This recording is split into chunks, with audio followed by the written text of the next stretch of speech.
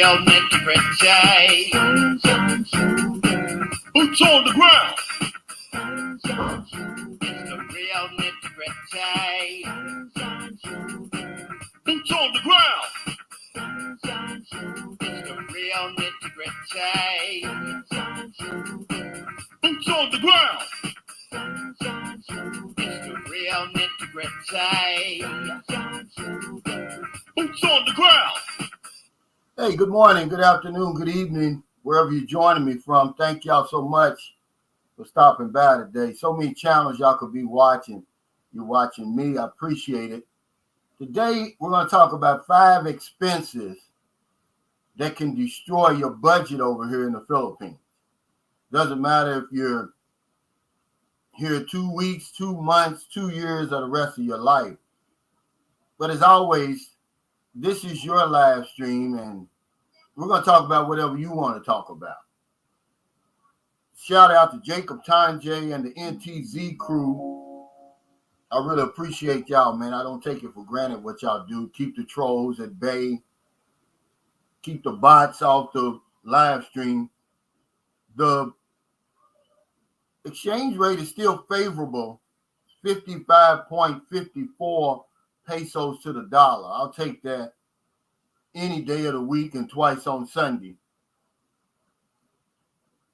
Here at the Sunshine Shoulders community, we want to send our sincere condolences to the family of actress Cherie Gill on her passing. She died August 5th.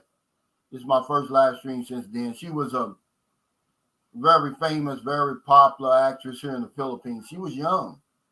She died at 59. They didn't give a reason, but I wanted to send our condolences out because I'm familiar with her and her work over here. I want to give a special shout out to Terrence, a foreigner in the Philippines. This gentleman reached out to me and offered his support. He actually made a video, and I put it on my community page. Go and watch that video, guys. I immediately put him in my Hall of Fame after listening to the video. He is going through, well, he's been through what I've been through, and he continues to go through what I'm going through. And it was just a great gesture on his part. He did say one thing that really, well, he said a lot of things in there, but one thing he said that made a lot of sense to me, he said, I've never even watched one video with Calvin's. He said, but I'm looking in the comments of the video that he made talking about the NBI subpoena. And he said, I see all of these supporters that he has, over 600, he said. So if one person, one troll, one hater can cause all this crap, he said, what could 600 do if they stood up and showed support for Calvin and Sunshine Shoulders? And I thought that was very right about what he's saying. You know, it's one thing to type that in there, guys, but he said, what if y'all wrote to immigration and NBI and all those other places and tell them the good guy I'm doing, the good guy I am, the good work I'm doing, and not to pay attention to the trolls. See, I'm going to stand up. And no matter how many subpoenas I get, no matter how many interview requests I get, I'm going to show up. Because what's happening is these guys are really helping me. They're introducing me to important people who I never would have been introduced to. And I'm going to tell them all about me and my channel and what we're all about. So thank you, Terrence. I really appreciate it. W Secrets to Success. I'm back, by the way. I decided not to take that week off because really, guys, I'm on a perpetual vacation. And W Secrets to Success vlog reminded me of that. He said, Cal, what do you mean you go on vacation? You're on a perpetual vacation. And I appreciate that. Now let's get to the subject. This is 5 things that I've noticed that people never even talk about when they do these cost of living analysis. Even me, I've left them off my cost of living videos that can destroy your budget and cause you problems. There ain't no particular order, but we'll talk about transportation over here. It doesn't matter if you got your own car or motorcycle. You have to put that in your budget for gas, maintenance, tires, whatever. And then if you're like me and you don't have any private vehicles, even though Maryland has one, taxis, jeepneys, tricycles, pedicabs, buses. See, all that adds up during the month, because in the Philippines, you can fly into these major cities, Manila, expat alley, as I call it. But when you want to go to other places surrounding these places, you can't fly. So you have to take a bus, a taxi, a van. And that money adds up during the month. So transportation is one. Number two is immigration costs. We never put that in our budget, even though it's a recurring thing if you're going to be over here in the long term. I pay about what comes out to about $29 per month for my immigration, because I only do it 2 months, even though I could do it for 6 months. Anything can happen in 6 months. And I learned this from watching a young guy's YouTube channel. He lives down in Dumagetti, or he did at the time. He was from Sweden. And he says, he worked it out. And he said the best way to go was 2 months. So I believed him, and that's what I've been doing. But I never put that in my budget. And you're going to have to pay that. The third thing is handouts. Yeah, handouts. Every time you give a little boy or a struggling family on the street a few hundred pesos, tips, all that is something that can destroy your budget throughout the month. Because there's no telling how much money, man. I've never really added it up. I'm not even talking about the spin wheels we do. I'm talking about tip. Every time I get in the tricycle here, they don't stop and pick anybody else up. So I pay for the rest of the passengers. That's only fair, man. So I give them 50 pesos. Otherwise, these guys are losing because they're never going to stop for anybody. So I got to put that in my budget. Whenever I go to M Lawyer or somewhere like that, Gesano Mall, and I pass that Angel's Burger shop, and I see those two traffic, I don't know what they call them, traffic enforcers, yeah, out there, man, they're sweating. They stand right in the street. They're hot, man, all day long. I'll buy them 2 hamburgers and a Mountain Dew. That's 50 pesos, so I do that twice. That's 100. And throughout the month, that stuff adds up, so be careful of that. Emergencies and doctor visits. A doctor visit for me here is about $10. Fortunately for me, I haven't had any emergencies, but you got to understand, there's 6 people that live in this house, really 6. And Booby's appointments, Marilyn's appointments, her 2 daughters' appointments, I'm responsible for. So really 5. And there's no, telling when one of them, like Sophia, and that's for the medicine too. See, all that adds up, man. And I never put that in my budget. And the last thing I'll talk about before I start taking y'all's questions and comments is special occasions, birthdays, fiestas, holidays, bar hopping, graduations. Not just your birthday. Remember, there's 5 people in here. Booby's birthday is Friday. You got to put that in your budget, man, because it's a big deal over here. You're going to spend. So you have to budget for that. Hey, Richard, and this is just some things, man. It's probably more that could bust your budget over here. But these are things that kind of slip under the radar with us. And we end up spending. I'm going to take track of this month just to see how much I spend. Then at the end of the month, I'll tell you the budget busters. Hey, Richard Burchett, he said, just finished your last video about credit debit cards. Very informative. Thanks, Calvin. You're welcome. And this is just, I had an aha moment at the grocery store, and I just wanted to pass it on, guys. That's all I'm doing. It's the reason I share my life the way I do, in hopes I'm going to help somebody the same way that Terrence, a foreigner in the Philippines, helped me. See, I put that video out there because maybe somebody else was going through what I was going through. See, I never thought, he made a whole video addressed to me. And I mean, what a great gesture, man. He went the extra mile to do that. He didn't have to do that. But that's the type of community I'm trying to build. You know, it's more than just, oh, lend me a few dollars, or hey, you can stay over here a few nights. Man, we need to be there for each other, man. And if one person can cause all them problems, man, what can 600 do if we stand up? See, we could stand up and squash these guys, man, if we really wanted to. But a lot of us, we love that drama.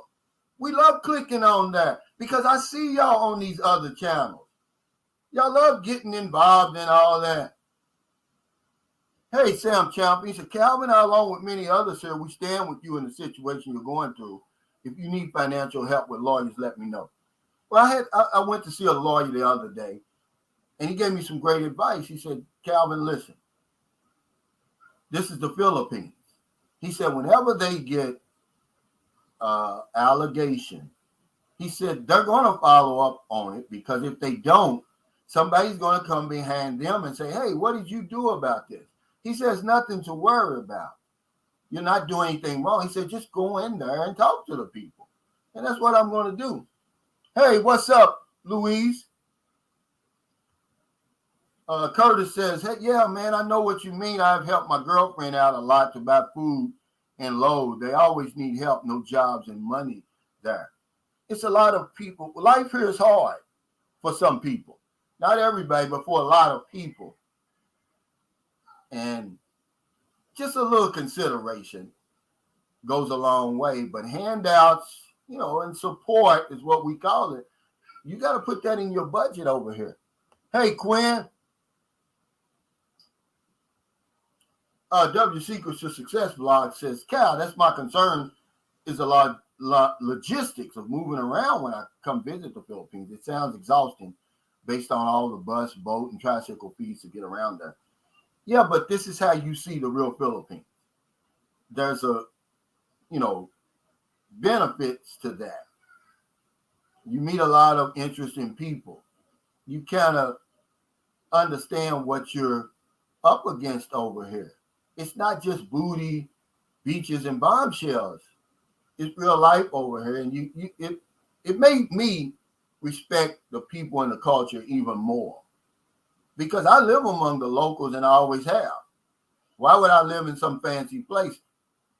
I made it a point. I wasn't going to build some fancy house. Now, this is Rock Engineering's doing, not mine.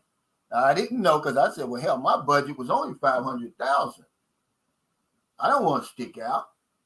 But I'm close enough to South Villa where they got the McMansions over there that, you know, people can see that we don't really have any more than any other foreigner or anybody else on the same level we have. But yeah, Rock Engineering is responsible for this, man. I had no idea that, you know, million pesos, which is less than $20,000 right now, that my house would turn out the way it is. I'm forever grateful to them. What's up, Jeffrey Tatter, man? Good to see you, brother. Quinn Batiste says, hey, Cal, what time is it over there? It's 9:43 a.m. Panda Stat says, I thought about building a blog page where we write open letters to the NBI or donate to Calvin's Defense Fund, but I was like Calvin, being a little too modest a guy, gonna dismiss it. Oh, I don't understand. But anyway, guys, you know, write to these people if you really, you know, want to support me, because we can shut it down, man. Imagine if they got 600 letters or signatures or something coming in there on the regular. They would know me by the time I got there. Hey, Brasilero Shelton, thanks for that super chat. He says this. He says, I stopped supporting those other channels by viewing their content once I see that they're hating on my boy Cali Cal. Thanks, Larry, man. I appreciate it. This is my favorite bus driver in Chicago, Illinois. This guy drives one of them I call it a double Dutch bus. Man, I don't know how y'all do it. That's a hell of a skill to be able to do that, man. Thanks. The Ghost of Pennsylvania 1-1 or 11 says the trolls are just angry and jealous because of seeing you with a nice Filipino kid. They have nothing good happening in their lives, so they take their failure and note to others. See, I won't stoop to their level, Ghost. Actually, I'm going to rise above their pettiness and ignorance and keep doing what I'm doing, because Terrence made a great point of that. He said, instead of stopping, he said, keep doing what makes them what they don't like and what you do best. I mean, y'all need to go watch that video, man. He really made a great video, man. I put him in my Hall of Fame. Stylish over 60 says, hey, Calvin, hello to everyone in the Sunshine Shoulders community. Enjoyed the video on credit cards and debit cards. Also nice meeting the couple from Hawaii. They were great. Devon and his wife, and his wife's name, Marie. They were wonderful people, very humble. They live in Hawaii, and they got a beautiful life there, but it's just so expensive, they said. Their rent is $1,800, and he said, we're getting a deal on that because we're renting from a friend of ours. He said, otherwise, they've been taking offers for $1,000 more. But we're invited over to their family get-together today, and that's why I'm going to shut my live stream down about 30 minutes early. We can get ready and go over there. They'll have a bunch of food and everything. Hey, Michael Onstead, thanks for the super chat. He says, and then there's health insurance. That's right. That's like the emergencies, doctor visits, and health insurance. Yeah, we got to work that into the budget. And I've been lazy. I got to finish that application since I came back from my visa run to go ahead and get that while I'm still healthy, because it's not your money, guys, that buys your insurance. It's your health, really, whether it's life insurance or health insurance. Hey, Michael Goins, he said, Calvin, I really like your message. I'm struggling over here, and thank you for helping me try to stay positive. You're welcome, man, and I really appreciate you for saying that, because that's all I'm trying to do. If I can lift one person up with these little morning meditation and 1 minute motivational videos I've been making, just something that came across my mind. I said, I want to do it. I'm going to do it. And I'm glad, D, that I've been able to help you, brother. I mean that. Let's see. Hey, Brasilero Shelton. He says, thanks for the super chat. He said, what's up with the hacking of your messenger, bro? Well, I changed somebody showed me how to change my password. So I'm back on Messenger if anybody wants to hit me up. Hey, Will Rose, I sent you an email, Calvin. Thanks for the super chat. Yeah, I read it. I just haven't had time to. Actually, I read it last night. I wake up about 3 a.m. in the morning and use the bathroom. I check my messages. And yeah, I'll get back to you today on that.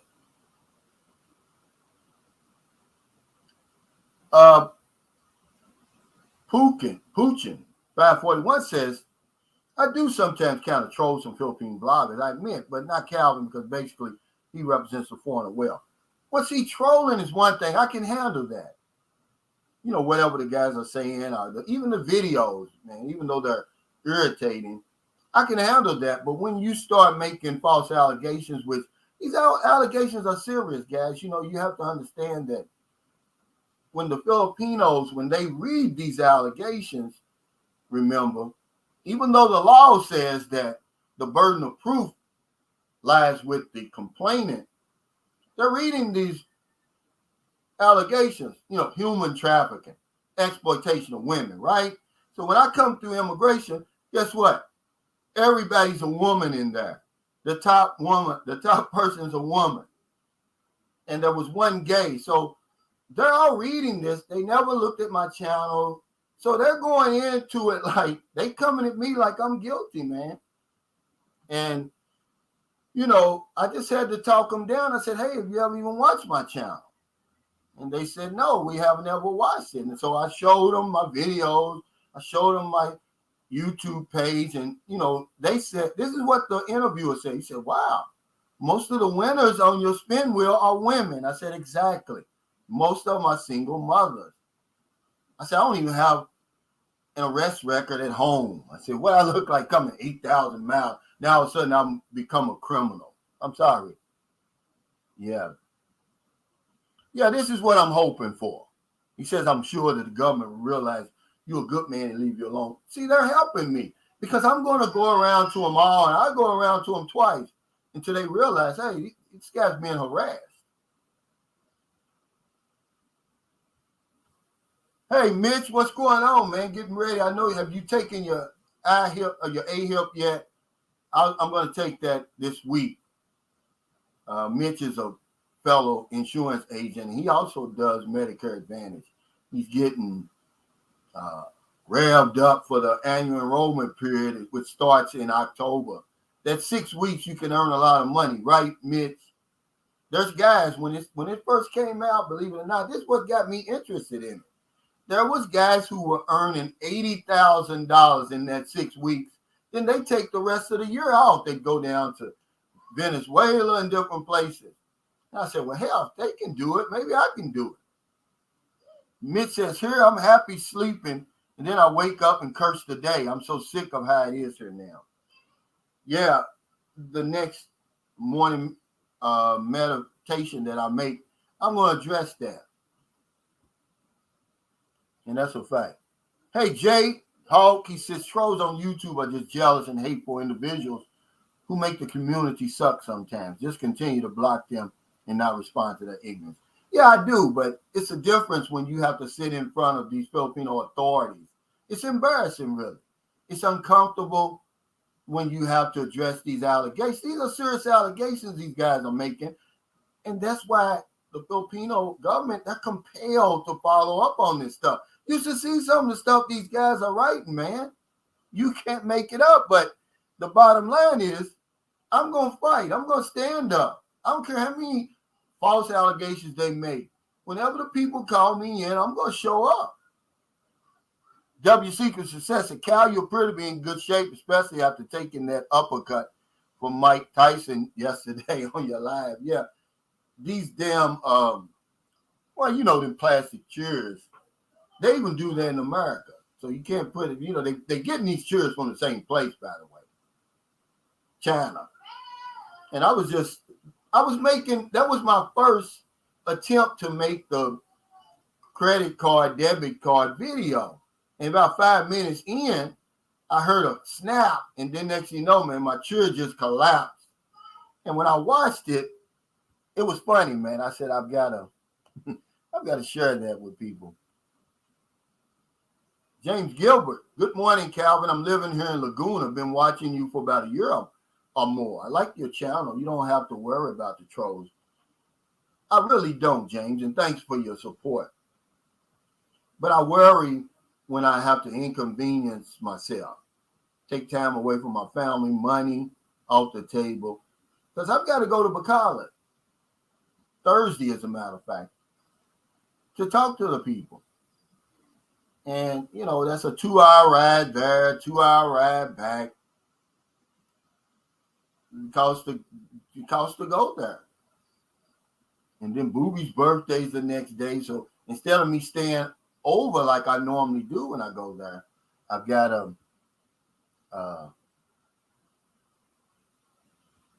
excuse me. I've got to come right back. And even though it's only like a 2-hour ride, 2.5 hours through those mountains, it's beautiful scenery. Riding those buses, man, it can be exhausting. And they're stopping, constantly picking up other people. And see, now people here, they act like there's no pandemic. The pandemic is officially still here. So they've gone back to packing the buses, people standing in the aisles. They're trying to get every peso they can, but it's dangerous, guys. You have to understand, if something were to happen, you wouldn't be able to get off the bus in time. Those aisles are there for a reason, as a form of escape. I was going to go, okay, I went to the gym yesterday. I was going to go and work out, man. I went to the gym, it was packed. Standing room only. I was like, nah, I'm out of here. Nobody's wearing masks in the gym, of course, which I'm not preaching one way or the other against that. But I'm like, man, there's still a pandemic going on. But evidently,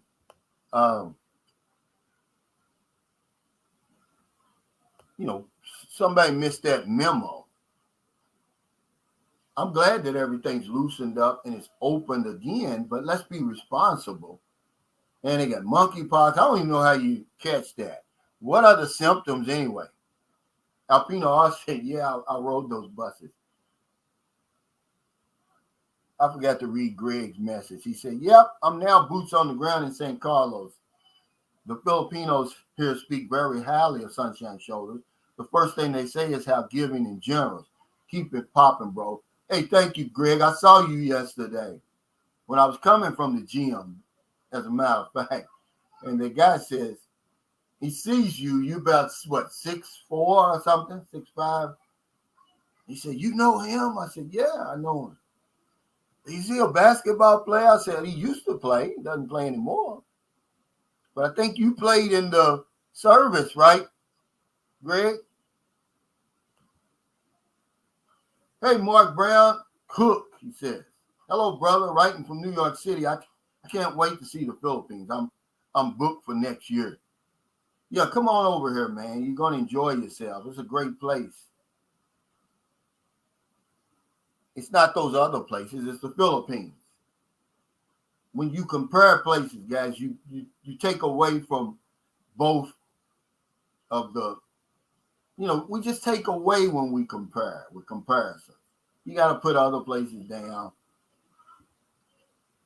I just like to ask, what crosses my mind is all these sophisticated travelers that come here. They could go anywhere in the world. Money's no object, and they get stuck here in the Philippines.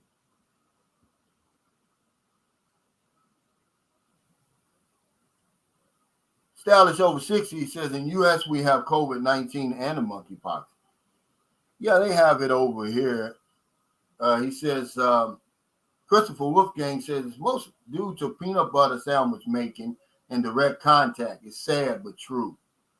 Yeah, because they showed a woman on Facebook with monkeypox, man. She had these big blisters all around her face.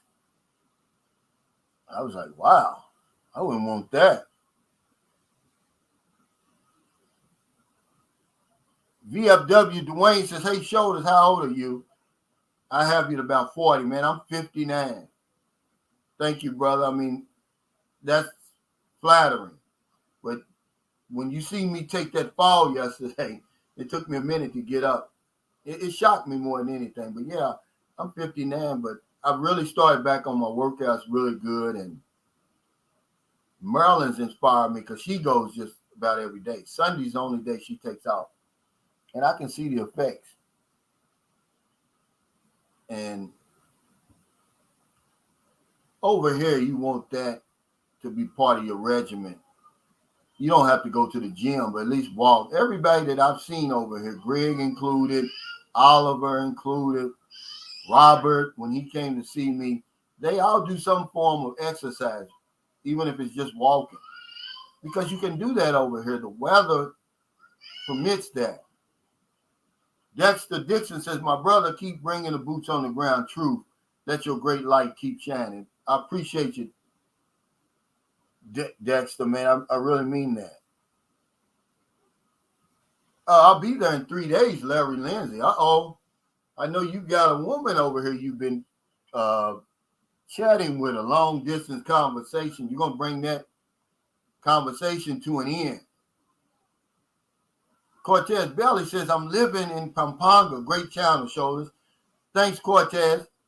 I was talking to OG Fred, and he said Pampanga has a reputation for having the best cooks in the Philippines. I'm going to have to come up there and try some of that food. Is that the case, guys? Hey, Timothy Hennigan, a.k.a. Hybrid 711. Thanks for that super chat. He says, I'm on Team Calvin Roach, man. Thank you, brother. I appreciate it.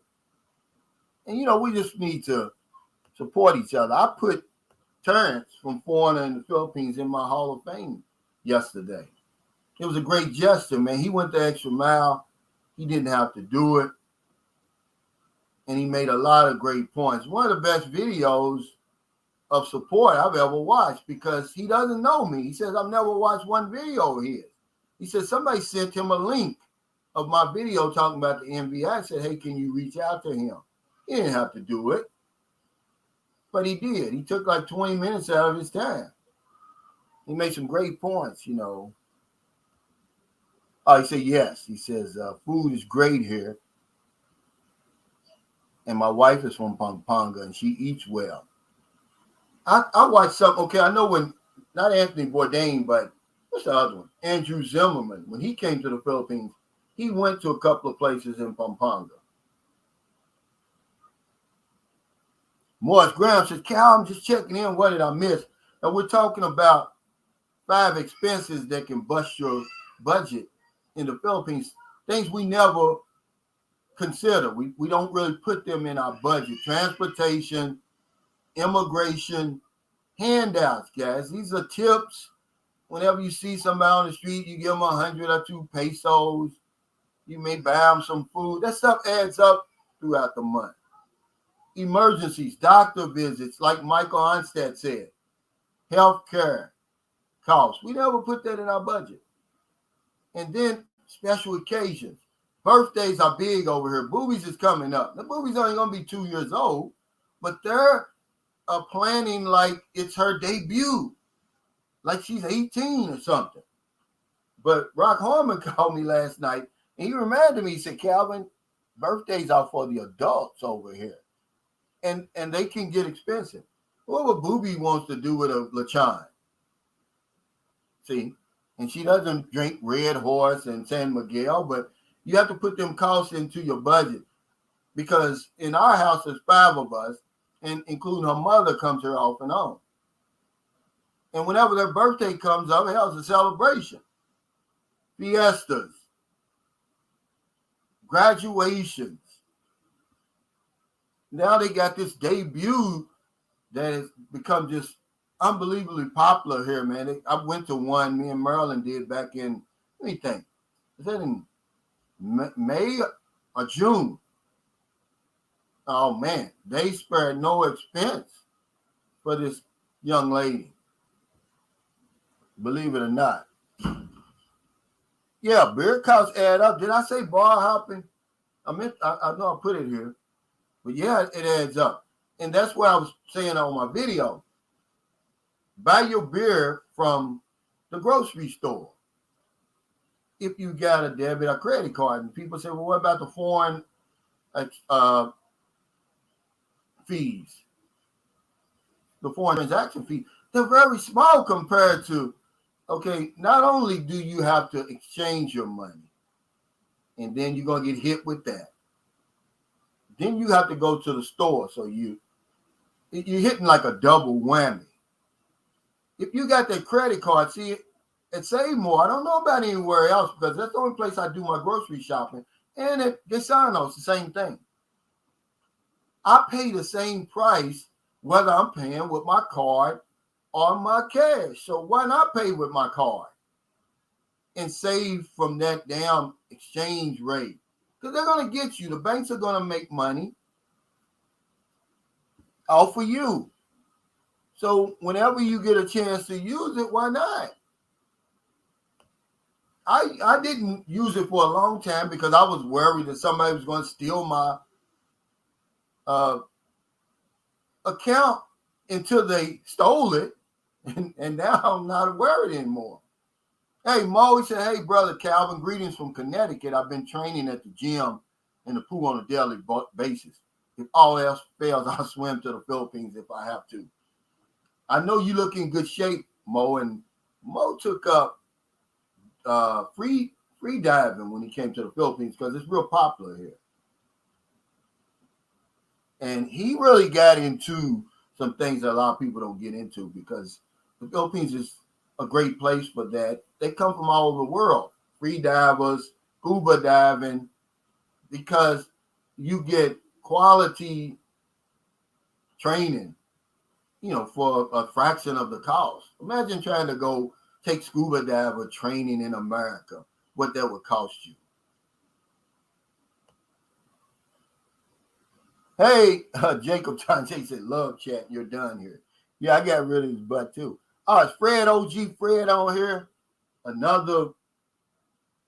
going to have his induction ceremony into the Sunshine Shoulders Hall of Fame on Tuesday. Everybody check in on that. Hey, CJ Amadi says, hey, Calvin, we need more financial tips from you, from your channel. You speak from experience and the truth. Yes, a lot of things, man, I really need to put out there. One thing I learned when I go to the grocery store, because I go all the time, if it's something that I use over and over, I just go ahead and buy a double up right there. It saves me time, it saves me money, because it costs me to go to the grocery store and back. Say, for instance, eggs. Instead of buying 1 dozen, I'll buy 2. We're going to use that. My drinks, I drink, water in a bottle and then those flavored water drinks. I just buy, if I normally buy 6, I'll buy 12. But that's what it's about today. Some things to watch out for. The logistics are going to require you to spend money on transportation. Even if you got your own car, fuel costs are up, man. And we don't keep track of that stuff. We'll just fill up and keep going. But it's time that we do take in account those expenses. Hey, Ansar Shabazz, fashion model, actor. Wow. What's up, Calvin? Running in from Atlanta, sending love. Thank you.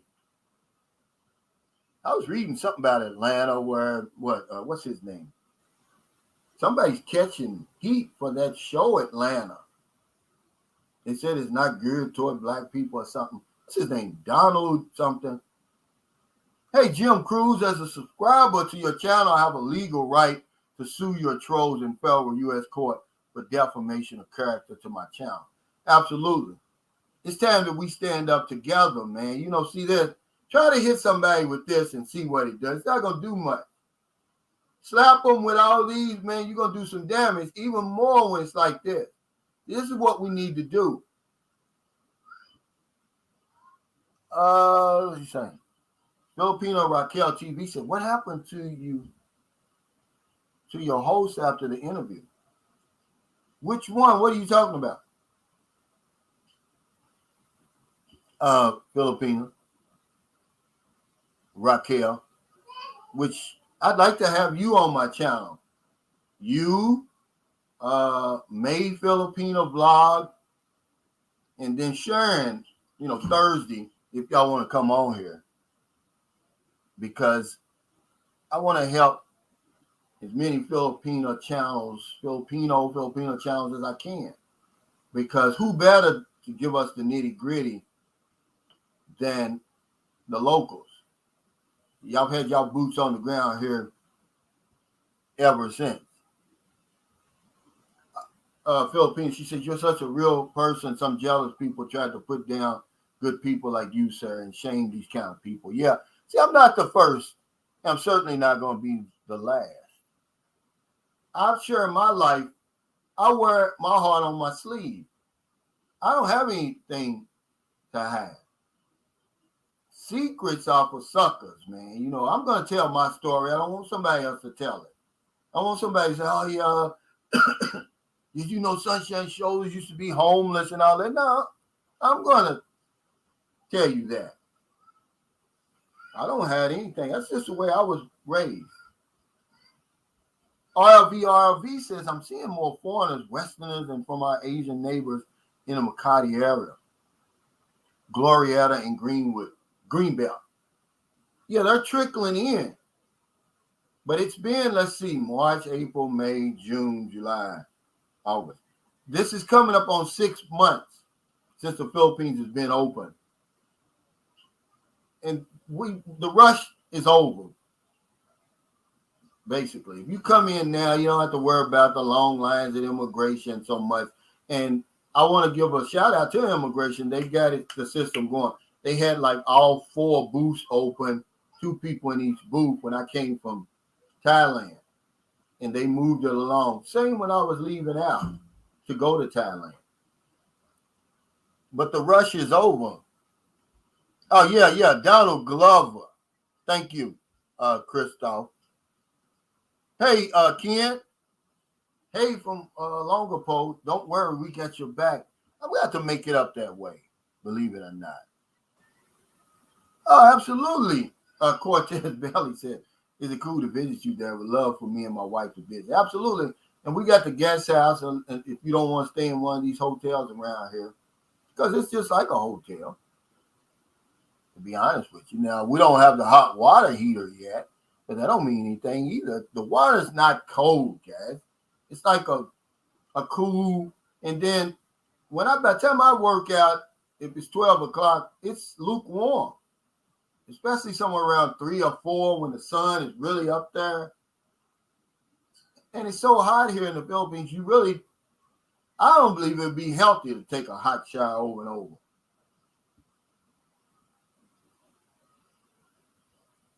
Chris Williams says, all things come to pass. You will look back on this situation one day and tell the story of how it made you stronger. That's a fact. That's a fact. It usually takes about 6 months for everything to unfold. And then you look back and you say, oh, man, what obstacle?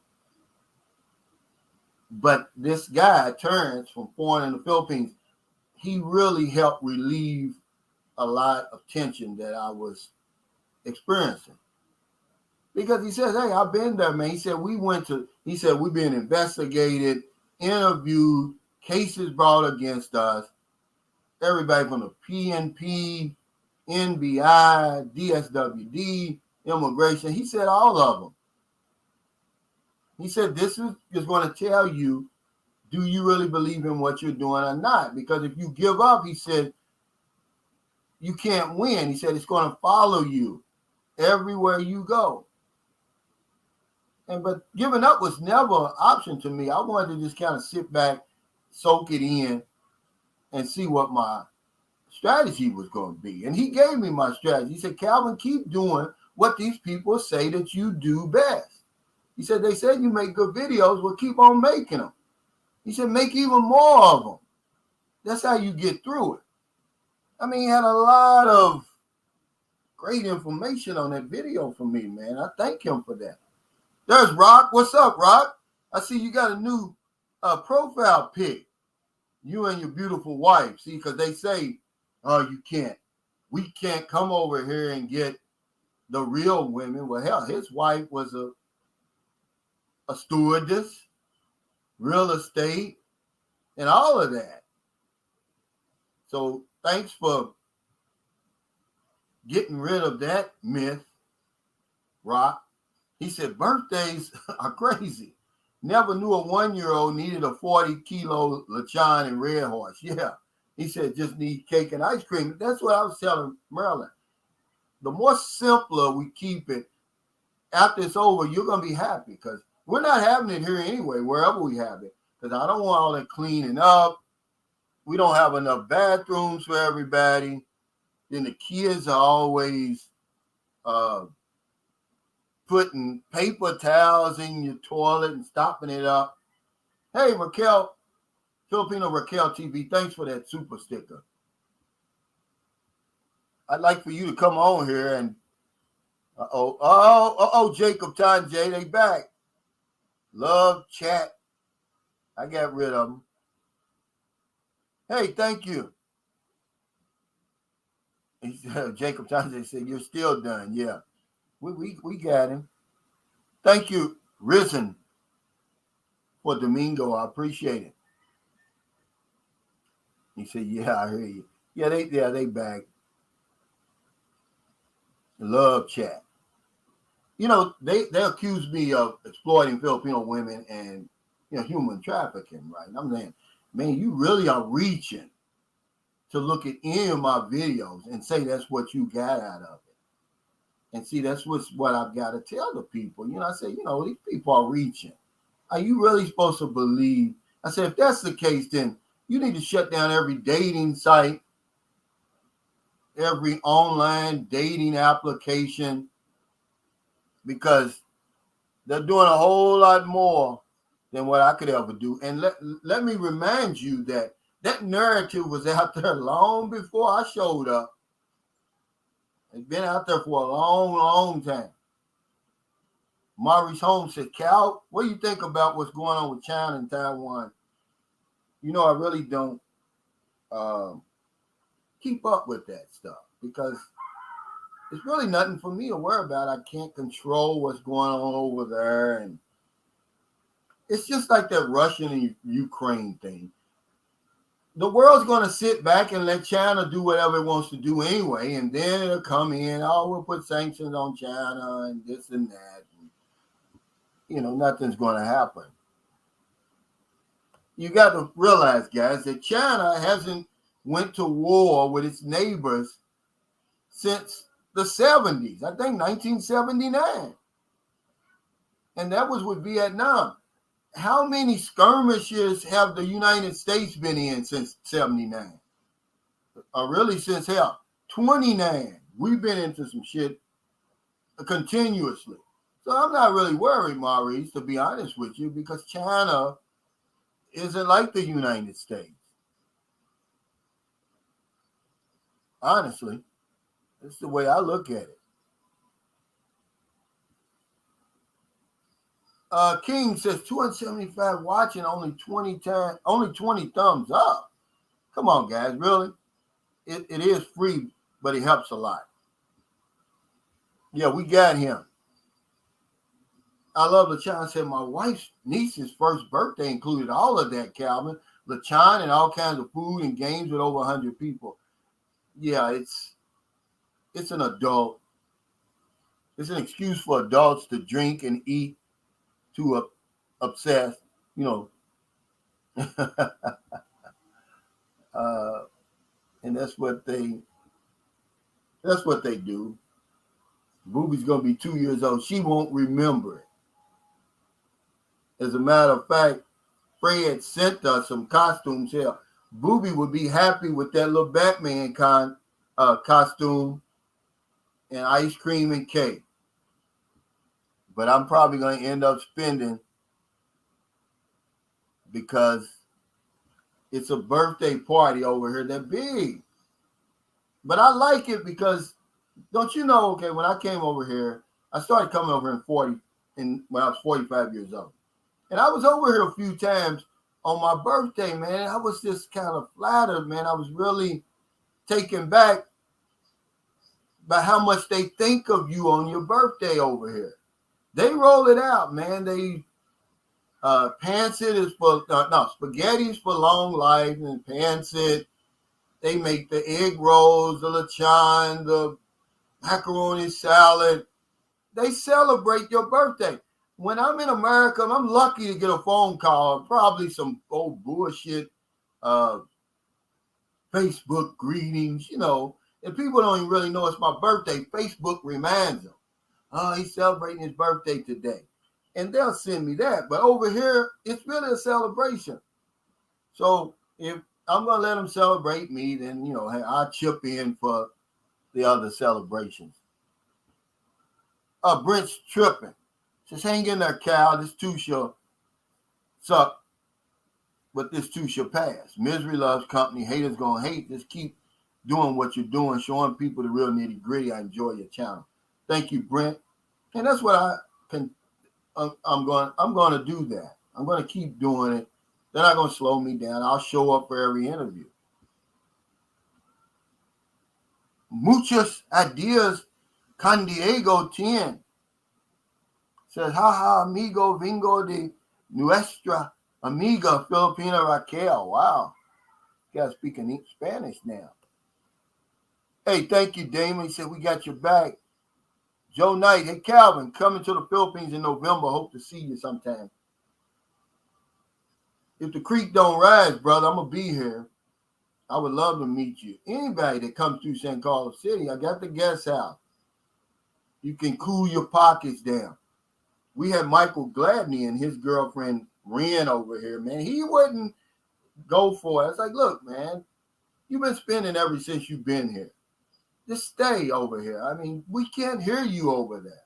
It's a separate room all to itself, separate structure. I guess they were worried we were going to hear something or see something. And they finally agreed, but hell, he did eventually gave the mother 1,000 peso tip because she cleans up, makes the coffee, brought them breakfast and all that. And then he gave the kids 1,000 pesos to go to the mall. But you don't have to do that. But he was just hell bent on that. And they appreciate it. Harold Till said China has no combat experience. Yeah. You know, but does anybody really win in war, to be honest with you? I'm just trying to figure out, does anybody really win? I mean, especially, sign me up if they invade the United States. But other than that, all that other stuff that we're fighting for, man, I tell you. Thank you. I voted for that super sticker. Is it really worth it, guys? I would hate for one of my children to die for something that's going on in Taiwan. You can't convince me anymore. I'm 59 that what's going on over there is going to affect us. It may affect the interest, the business interests, and all of that of the United States, but it's not going to affect me. I could be wrong. Well, he says, Calvin, did you ever find out who the mysterious Corey Feldman is? No, I have. My interview is Thursday, and we'll never find out who these guys are. You know, they just keep shooting them in there. And I actually found out that they sent another one to the DSWD accusing me of, they sent a few of my videos saying, yeah, I don't hear. He's encouraged, says I'm encouraging men to come over here and find a Filipino wife. And that's akin to or akin to human trafficking and exploiting Filipino women, man. Come on, guys. It's crazy, but you know, what can you do, man? These are deranged individuals, and we, you know, instead of us trying to avoid it, which I can easily do. See, they know I don't pay them any attention. They can't get to me with their videos and their comments. So they take it a step further, but I'm not the only one that they do it to. I'm just in the sights right now, and I got to stand up for the next guy who's coming, because they're going to figure out sooner or later, we can't stop this guy. We got to go after somebody else. So I want to show them what to do. Hey, Jay Tom, he said, Calvin, you should request that whomever launched the complaint come in physically to give an affidavit. This way, there is accountability to false and malicious statements. Well, they're outside they're outside the Philippines. The Philippines has no jurisdiction. They're obligated to follow up on these allegations, because if they don't, somebody's going to come behind them 6 months later, a year later, and say, hey, whatever happened to this? And that's what my lawyer said. He said, Calvin, don't worry about it. He said, they're going to interview you. They have to cover their own behind. But when I went to my interview in the immigration seat, it's strange because they've never watched any of my videos. So how you going to interview me if you don't know anything about my channel? You're just going, they really were only going by what the guy said. Because, see, this Corey Feldman, he sent the complaint to immigration, too. They already asked me about him. And I said, I don't know him. They said, you mean you don't know? I said, no, he's phony, fake. And they were looking at me. I was guilty until I proved myself innocent. And this is what I'm going to let the people at the NBI know. Look, I've already been through this already about this Corey Feldman. And, I just hope that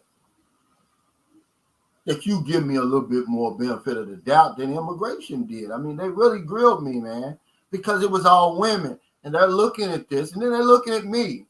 I'm intimidated. To them, they're intimidated by me. So they're looking at me like, hey, this guy, maybe he's guilty. What are you doing over here? They asked me everything that they shouldn't have asked me. I should have had a lawyer with me. But what can I do? I'm 8,000 miles from home. I really don't know my rights. They were asking me about my marriage, about my bank account. They asked me things that they really had no business asking me.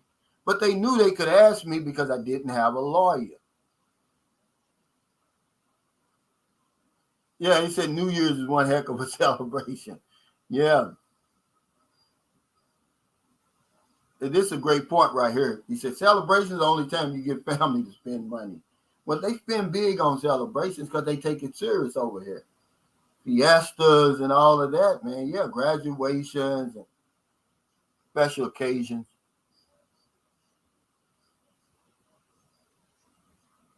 Well, I was in the U.S. Navy. I did one tour because I couldn't see that far down the road, 20 years. When you're 18, it seems like an eternity. But 20 years is going to go by whether I stay in the service or not. And that's really what happened. But I couldn't see 20 years down the road. My first duty station was NAS Memphis. I was a cook, by the way. That's the only time I really cooked was in Memphis, because that was like an A school for a lot of those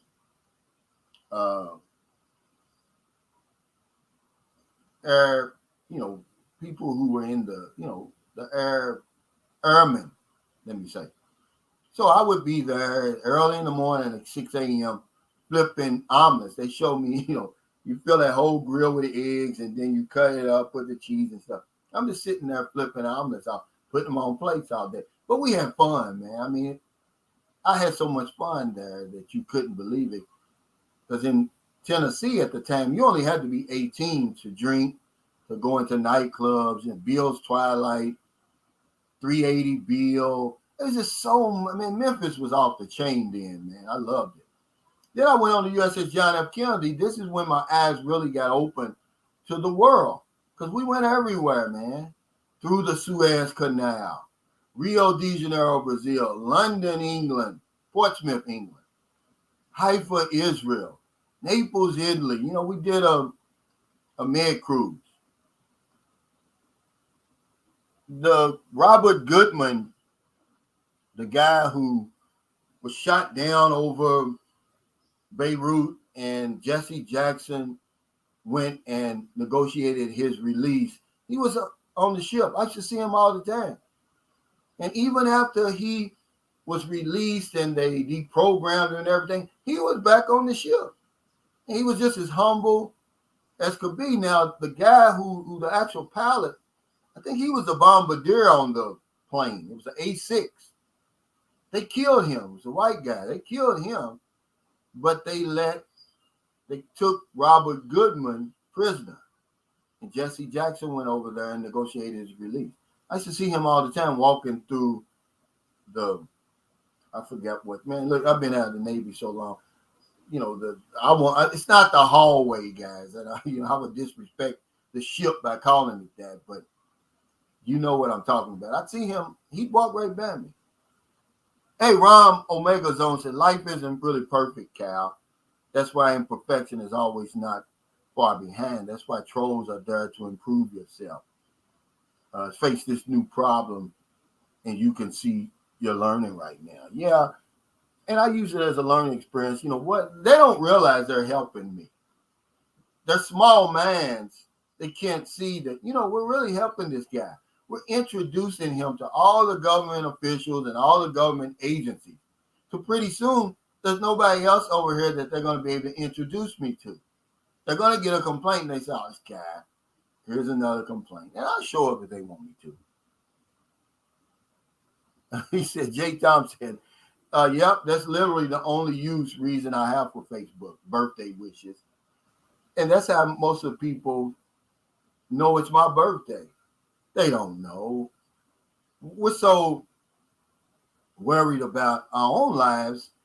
How can you worry about somebody else's life? That's what I tell people, and I'm like, man, I don't care what you're doing. It's hard enough keeping up with my own damn life and my own damn problems. I don't have time to be worried about what you're doing.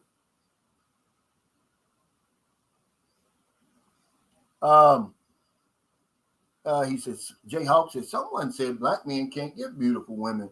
Must be those don't want to tell the accurate history types from the USA. Yeah. Well, you see Rock Harmon, right? You see his woman. I don't know of anybody over here any black person that's ever had an ugly woman. All the women over here that I've seen with foreigners, there's some of them, they're not so beautiful on the outside, but it's on the inside that really counts. But yeah, that's just a myth. Filipinos aren't that shallow. If you're 18 to 80, blind, crippled, or crazy, somebody's going to love you over here. As long as you can sign that, apply for that visa and give them a good life and all that, you don't have anything to worry about. Hey, Akko Sharman, thanks for the super chat. He said, hey, you the best brother, man. Shout out from Chicago. Thank you, man. I really appreciate that, guys. And I'm not joking, man. Derek Lee says, love your channel, Cal. Soon to be in your rearview mirror. And that's what I look forward to. So that, because I'm not going to be the only one, guys, that's got to go through this. But if I don't fight it, it's going to follow me, man, wherever I go. I can't run. They're going to follow me anyway. If I go to Thailand, it's going to be there. Oh, he ran from the Philippines. Then they'll start trumping up stuff. I'm just going to stand my ground. Hey, Mike, thanks for that super chat. He said, what's up, Cal? Sorry to hear about what you're going through. So much BS over your social media. It's ridiculous that you're going through drama when you're trying to live your best life. We got your back. Thanks, man. And this is a message we sending to these guys out here. If I don't, you've got channels out there, guys, that if I disappear, they're not going to have any content. So I got to stay. They don't realize I'm helping them. Yeah, the passageway. I think that's what they call it. They're not going to have any content. They can't come up with any content on their own. Look at these channels. The minute I came out with my, talking about the NBI, here they come with, this and that, talking about it. I'm like, come on, man. You guys are retarded. You can't, because they're not in the Philippines. Listen, if you're a vlogger in the Philippines and you can't come up with content, shut it down right now. Throw in the towel. It's too much content over here. You don't even have to mimic somebody's content. I did a video a few weeks ago about $175 apartment. Well, I'll be damned if one of the local vloggers don't do $160 apartment. And I don't mind that, but I'm just saying, guys, there's so much content over here. You could never run out of content. And maybe it's not for you. Every vlog over here doesn't get monetized. See, there's thousands of people walking around with cameras and phones over here, hoping and praying to gain some traction. It's not easy. So all they do is focus on the people who have somehow, some way came into the light, like me, because I can't take any credit for this, guy. My viewers and subscribers, you're the one who made Sunshine Shoulders what it is. What I do is just try to maintain it. But for every Sunshine Shoulders, there's 1,000 other vloggers over here who are struggling, who never see the light of day. And we never, no matter what they're talking about, they could be really exploiting people. But you're never going to hear about them. They wait until you get on the radar and come after you. This is what's so stupid.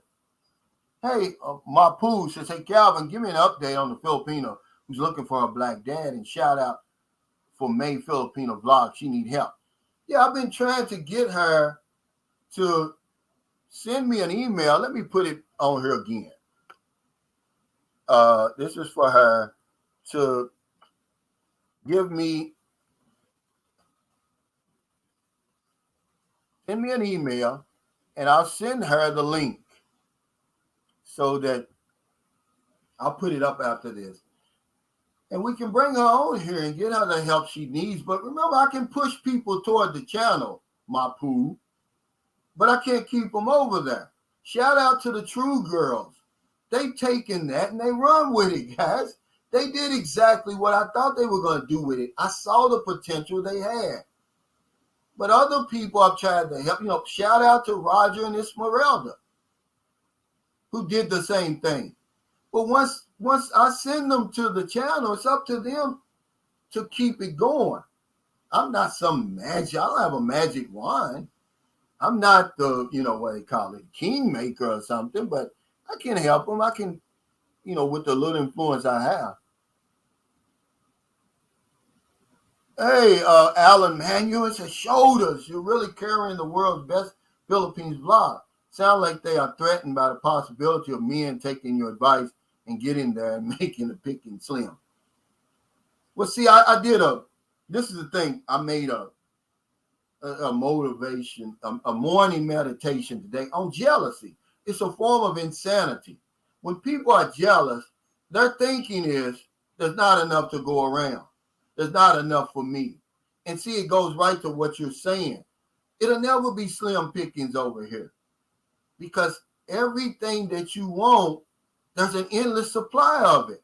But when we're jealous, it blinds us. We can't see the abundance. What's for you is for you. And the grass on your side can be just as green if you take care of it. See? But being jealous, man, I'm going to tell you, it's crazy. It's a form of insanity. There's no need to be jealous. But back to Mapu, he said, give the update on the Filipino looking for a black father. Well, we found him. We actually found this guy. He just doesn't want to be bothered with Gail, who is a brilliant individual, man. Imagine a black girl in the Philippines with help, though, but she never gave up. Graduated from college. She's engaged to be married now, if she's not already married. Has her own little food stand. Hasn't asked anybody for anything. This is what Sunshine Show is about, helping people like Gail. So if you're going to help somebody that's out here striving, trying to better themselves. When you send these women over here money who don't work, who aren't doing anything but sitting back on their behinds, you're just throwing your money away. It's a bad investment, man. But yeah, Gail, she's brilliant, man. We saw her at the Charter Day. Then they had some other celebration where we saw her out there. I didn't even buy anything. I just went over and gave her 1,000 pesos, just to encourage her to keep going. Yeah, Corey Feldman. It's crazy. She said, I love the child said, my eyesight is not that great and I'm kind of crazy, but at least I'm not crippled. Yeah, but it doesn't matter. You see Filipinos pushing men around in wheelchairs all day long over here.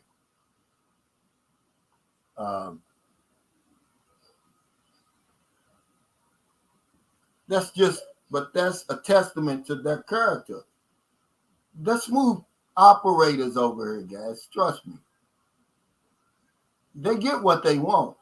I don't believe anybody has come from as far back to get to where they are than a lot of these Filipinos, man. I've seen them walk right out of the Kubo into a fortune in the United States and never miss a beat. But then I've seen some of them walk out of there, walk into a fortune and go crazy and end up spending every damn thing.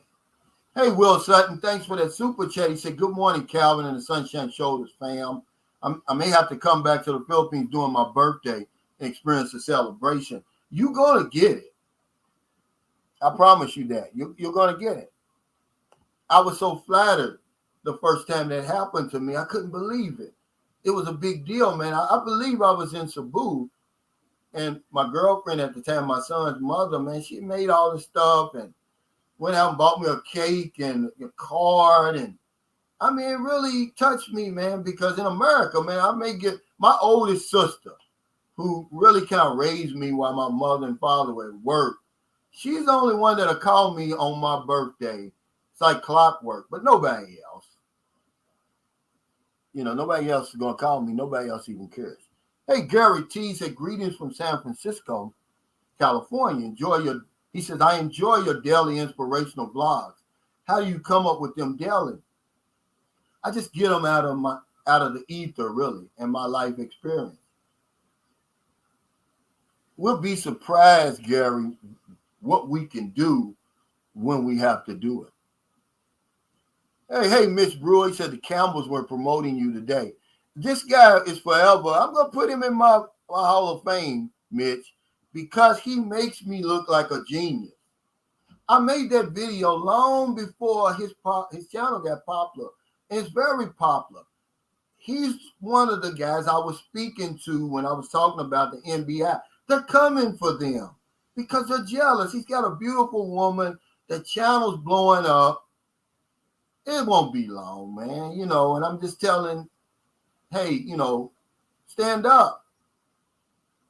You know, even you're in the wheelchair, man, stand up. Don't let these guys run you out because you're doing good. You're helping people. He's an inspiration.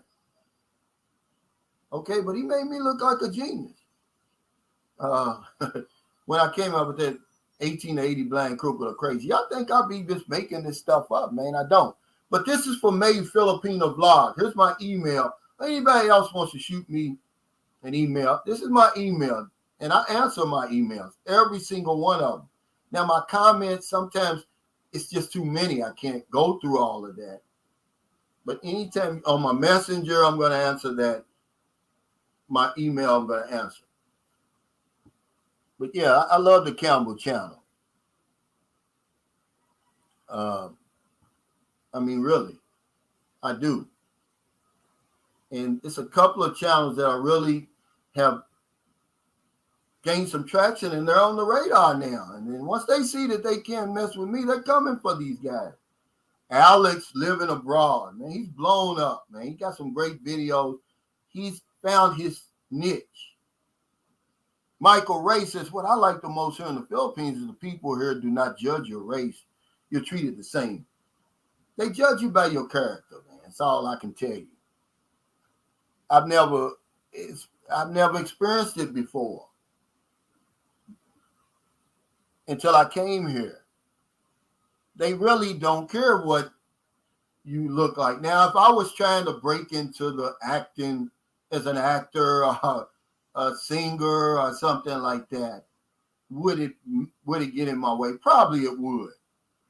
Or if I were trying to become, you know, Mr. Philippines or something, yeah, they probably would. But as a regular citizen, it's not going to matter, man. They're going to judge you by your character. And that's all you can ask. Really, they're going to give you a chance. And that's the reason why a lot of Filipinos end up getting hurt, because they trust so easily. And they'll give you a chance. And most of us, we take, you know, advantage of the chance and we do good. But there's a lot of guys who come over here, man, and they really screw it up. Or they try to screw it up for everybody else. King B. Stacker said David Campbell, too. channel's blowing up. You already said that, yeah. CJ Amadi says, I listen to it a lot. A true says, yeah, thank you for watching and listening to all of us here. Yeah. I always shout them out because they took the help I gave them and they ran with it. Look, guys, it's tough to make it on YouTube. I don't try to discourage anybody. I'm just giving you the facts. 1,000 subscribers is hard enough to come up with, especially when nobody's watching. Nobody even knows you're out there.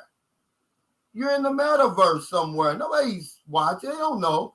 There's 100 channels who deserve to be on the scene who will not be seen because of the algorithms and the way that YouTube operates. So if you can help them, okay, I've got 40,000 subscribers, probably 5, just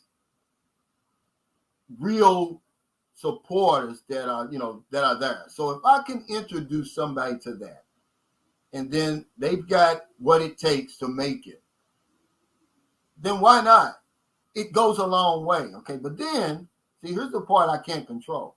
There's 4,000 watch time hours you have to have. Okay, try to get that. That's like somebody watching your content over and over and over 24 hours a day. It still takes a long time to get that.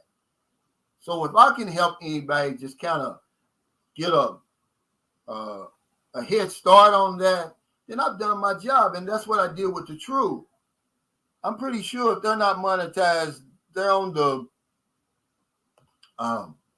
verge of getting monetized. They took that help, man, and they ran with it. I saw the potential.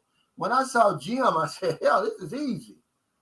Because she's a fox, man, and that's what guys want. They want to look at that. They want to dream.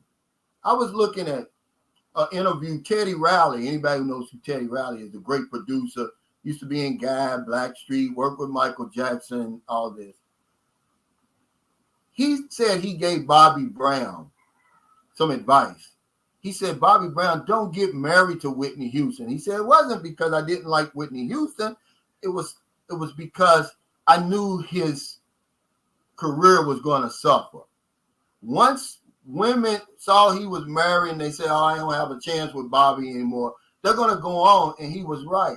And it's the same with these women. See, and that's what I told him. I said, look, stay as single as long as you can. I'll put it out there like you're single. Otherwise, you're no longer going to be a fantasy to these guys. It's going to hurt your channel. And whatever you're doing, keep that part of your life unseen, because it's not like me. It's not like women are knocking the door down Sunshine's shoulders. But for them, it helps. Yeah, they're hot, man. They hot right now. Gary T said, jealousy can blind people. Great blog. Yeah, thanks, man. Believe it or not, Gary, sometimes once I write that first line, the rest of it just comes. It is a form of insanity. I read that. Psychologists say that. People think there's not enough to go around. It is. Whatever you want, it's an endless supply of it.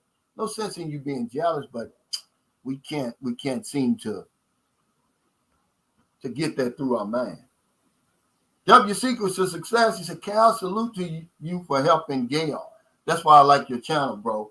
Man, Gail deserved it. I've only went out of my way to help 4 people. 2 were good, 2 screwed me around. I won't say, but Gail was one of the ones that did good. She deserved that because she's not asking this guy for anything. She just say, hey, I want to meet you. And that's the character of Filipinos over here, man. Imagine she's never saw her father. Gail is 31 now. I think she may even be, 31. And she told him on my video, she said, I love you. I just want to meet you.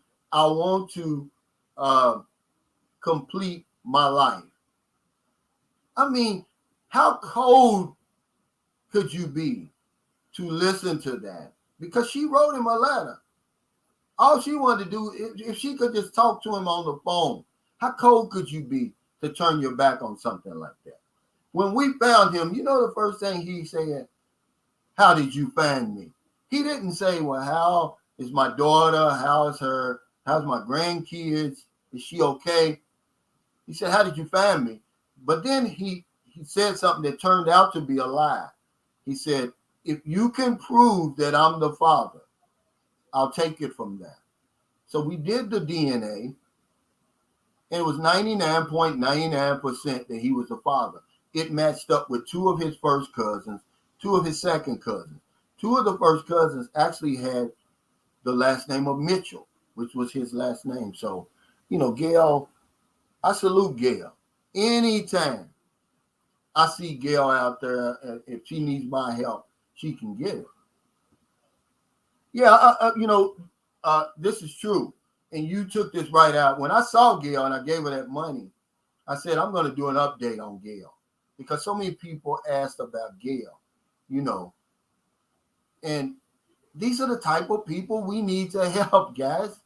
The ones who are trying to make it. They're really striving out there. They just need a push. Sending money over here to these women that's sitting around doing nothing, taking your kindness and generosity for granted. I would say stop it, man. Get out here, and when I was suggesting to guys, I say, look, if you really want to find a woman that's going to appreciate you, it's over here. If she's working, she will.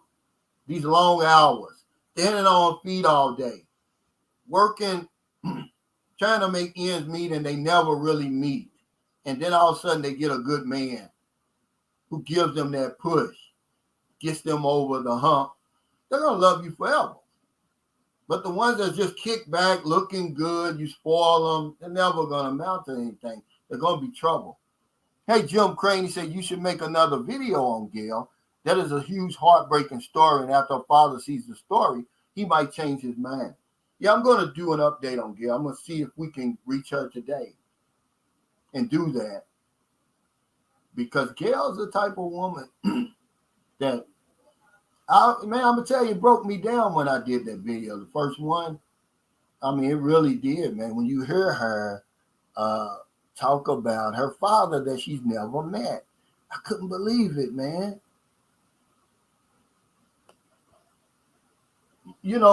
I'm going to have to, because he says, Calvin, do you have any plans writing a book about your experience in life? I've started, but I've got to finish, and you're about the 10th guy. It's just the universe telling me. If one person would have said, hey, you need to write a book, I'd have just left it at that. But when 10 people say that, yeah, I'm going to have to. I'm going to tell you a book that I'm reading right now, and it's a great book. Even though people may have lost a lot of respect for Will Smith for the slap, it's a great book. In Maryland, we were coming from college, and she just read a few pages, the first few pages, and she was like, you could do this. You could write a story like this. But it's a great book. If you never read it. I bought this in Thailand. See, the thing about Thailand, you talk about the infrastructure. See, they have all the bookstores and stuff that I really love. So I'm a reader, man. I gotta read. I like to. A lot of times, I would rather read than watch it on TV, because then I can create my own story in my mind. The visuals and everything are coming right out of my mind. That's the good thing about reading a book. I Love the Child said that's a sad story, Calvin. It's very sad, man. It's heartbreaking. But when you hear her talk so glowingly about her father that she's never met, that's what touched me, man. I was like, damn,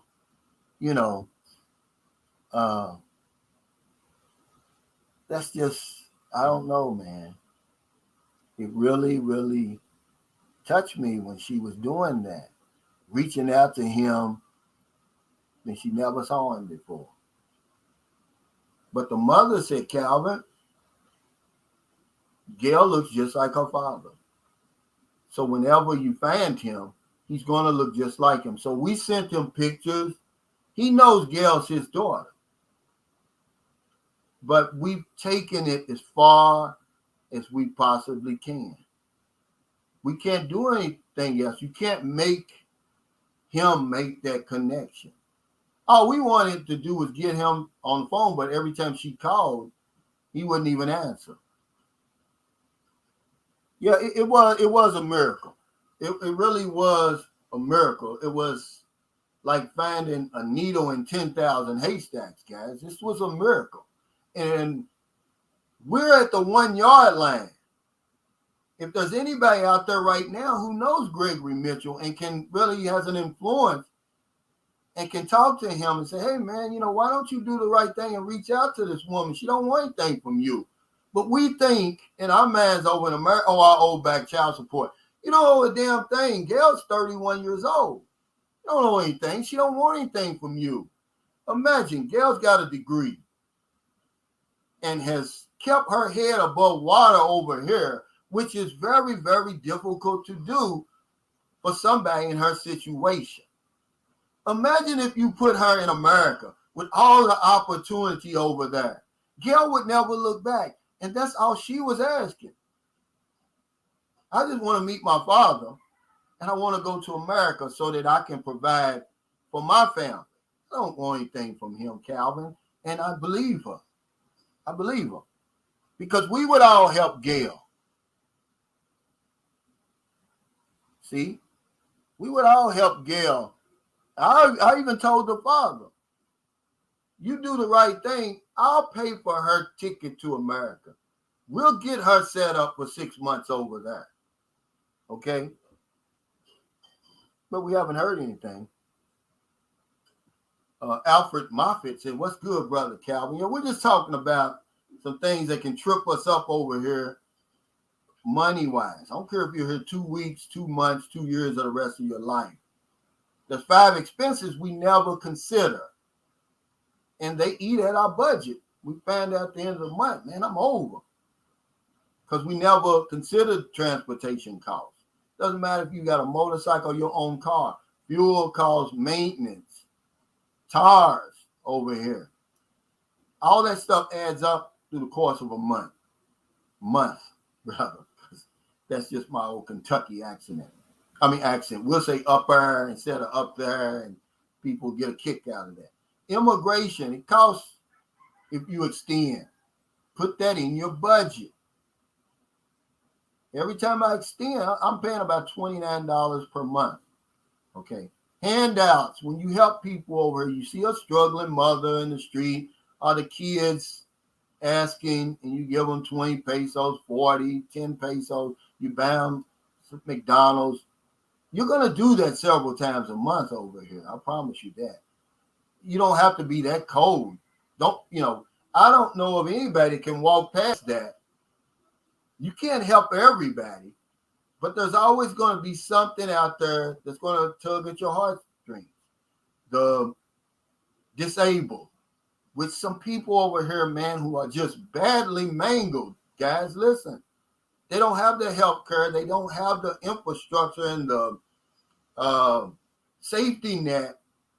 And they're walking around, their feet are turned backwards. They're just horribly disfigured. And all they can do is ask for a handout. You're not going to walk past that. And you're going to see that several times a month. You have to put that in your budget. Emergencies, doctor visits, your health care. You're going to spend money if you stay over any period of time. When I went to the doctor, it cost me about $10, but then I had to buy the prescriptions. But there's 5 people in my house that I'm responsible for. Booby got doctor's appointments, of course, Marilyn and her 2 daughters. See, I live in a house full of women. Women go to the doctor. They're not like men. So that's what we're talking about. And then special occasions. Birthdays, fiestas, bars, hopping. What else did I put down here? Graduations, holidays. There's a lot of holidays over here. Yeah, he said the videos you did with Gail were very emotional. I damn near teared up, and I don't know the woman. Yeah, man, it was powerful, man. And then when guys see the community, the Sunshine Shoulders community, I give them all the credit. They found this guy. They didn't stop until they found him. I promise, from the first time I put Gail out there, introduced Gail to my community, all the way till we found him. And every day somebody's like, "Is this him? Is this him?" Send me a picture. Send me a link. They did not stop until we found this guy, man. I tell you, man, it was probably the greatest thing that my channel has done. It's the, besides, just helping people weekly, during the pandemic and the lockdown. I don't know about Gail. Well, you're gonna know about it because we're going to do a follow-up with Gail and show y'all that she's still alive. She's still thriving. And she's the type of person over here that you give help to. Okay, he said, I met my biological father in my 40s. He's been great. Yeah, Gail's 31 now. Matter of fact, her father, well, we're not going to stoop to name call him because we really don't know him. We don't know his situation because Gail said, look, the last time she said, I don't want to do any harm to you or your family or bring any harm to your family by coming forward. She said, I don't want to do that. But she just wanted to meet him, man. It was touching, man. Oh, she said, I love his paint behind. We bought this paint. Now, I think this painting was, 1,200 pesos. It's 3 pieces. We bought it from, it's actually a canvas. We bought it in SM Mall in Bacala. That was supposed to go in the living room. But then I said, well, hell, we'll just put it here because we're going to buy a mirror because they love looking at themselves over here, man. Larry Lindsay says, maybe she needs to start a YouTube page about her life in the Philippines as a Black woman and to help other people out in the Philippines. That's a great idea. It's one that I think would gain some traction. But one thing that I've noticed is a lot of the Filipino vloggers, they can't take the bashing, they can't take the trolling and the haters. They're just not really used to it, not on the level that we throw at them. And I just don't know if she could handle that. Because once you make it onto the scene, they're coming, man. It's just I never knew that because I promise you, had I known, I would have never started this channel. But I was so naive. My channel's not even 2 years old yet. It'll be 2 years old in August the 20th. And I'm going to do something special for that. He said, yeah, LOL. Yeah, vanity. Yeah, but really, you'll notice that about Filipinos. And one thing the True Channel said one time, it's so profound, I thought. They was talking about wearing sexy clothes and looking good. And I said, do y'all do that to attract men? She said, no, we do that to compete against the other Filipinas out there. We want to look better than they do. And I thought that was so profound, man.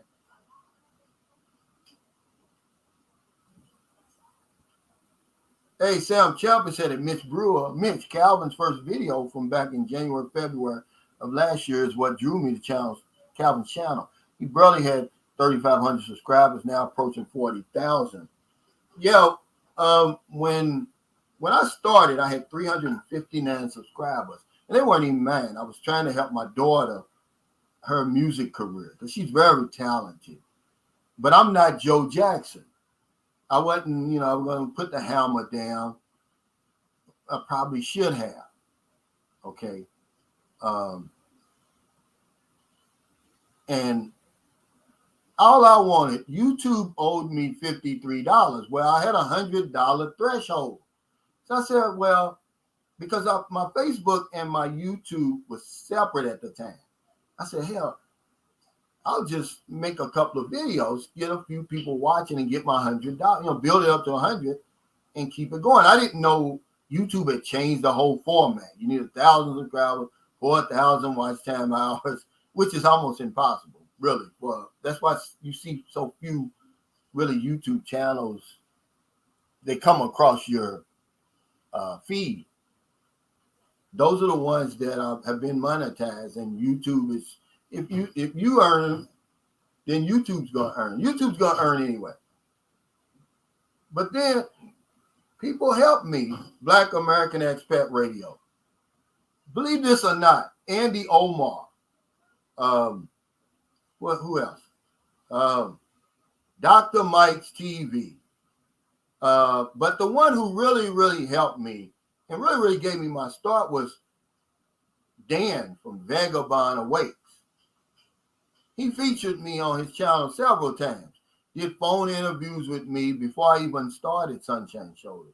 And he said that he got such a response. He said, Calvin, maybe you should start a channel. He said, people really like what you have to say. And he said, I'm forever grateful. He said, because I'm earning money off these interviews that we did. And, so that's why I help people, man, because somebody helped me. But yeah, it's been, I could never have imagined what I'm looking at right now. I'm approaching 40,000. I mean, that's just on a whole other level, guys, of a regular YouTuber. You see people out here with millions of subscribers. I'm just talking about a guy who sits behind the camera and just tells you about his life. That's unbelievable. Old School Scat 392 says, Sunshine Shoulders, we talked a while back on Black American Expat Channel. I live in Cebu. Stay strong on your situation. Thanks, man. And if you are still affiliated with Black American Expat Radio, give a shout out to Jay for me, man. I tried to, reach out to him, but he said something against me. I don't know why. It kind of stemmed from, we used to do a live together. It was called Life and Relationships, Relationships and Life in the Philippines or something. And I was going to, it was on a Tuesday. I forgot whatever day we were having it on, but whatever day it was, I had to go to Bacala to extend.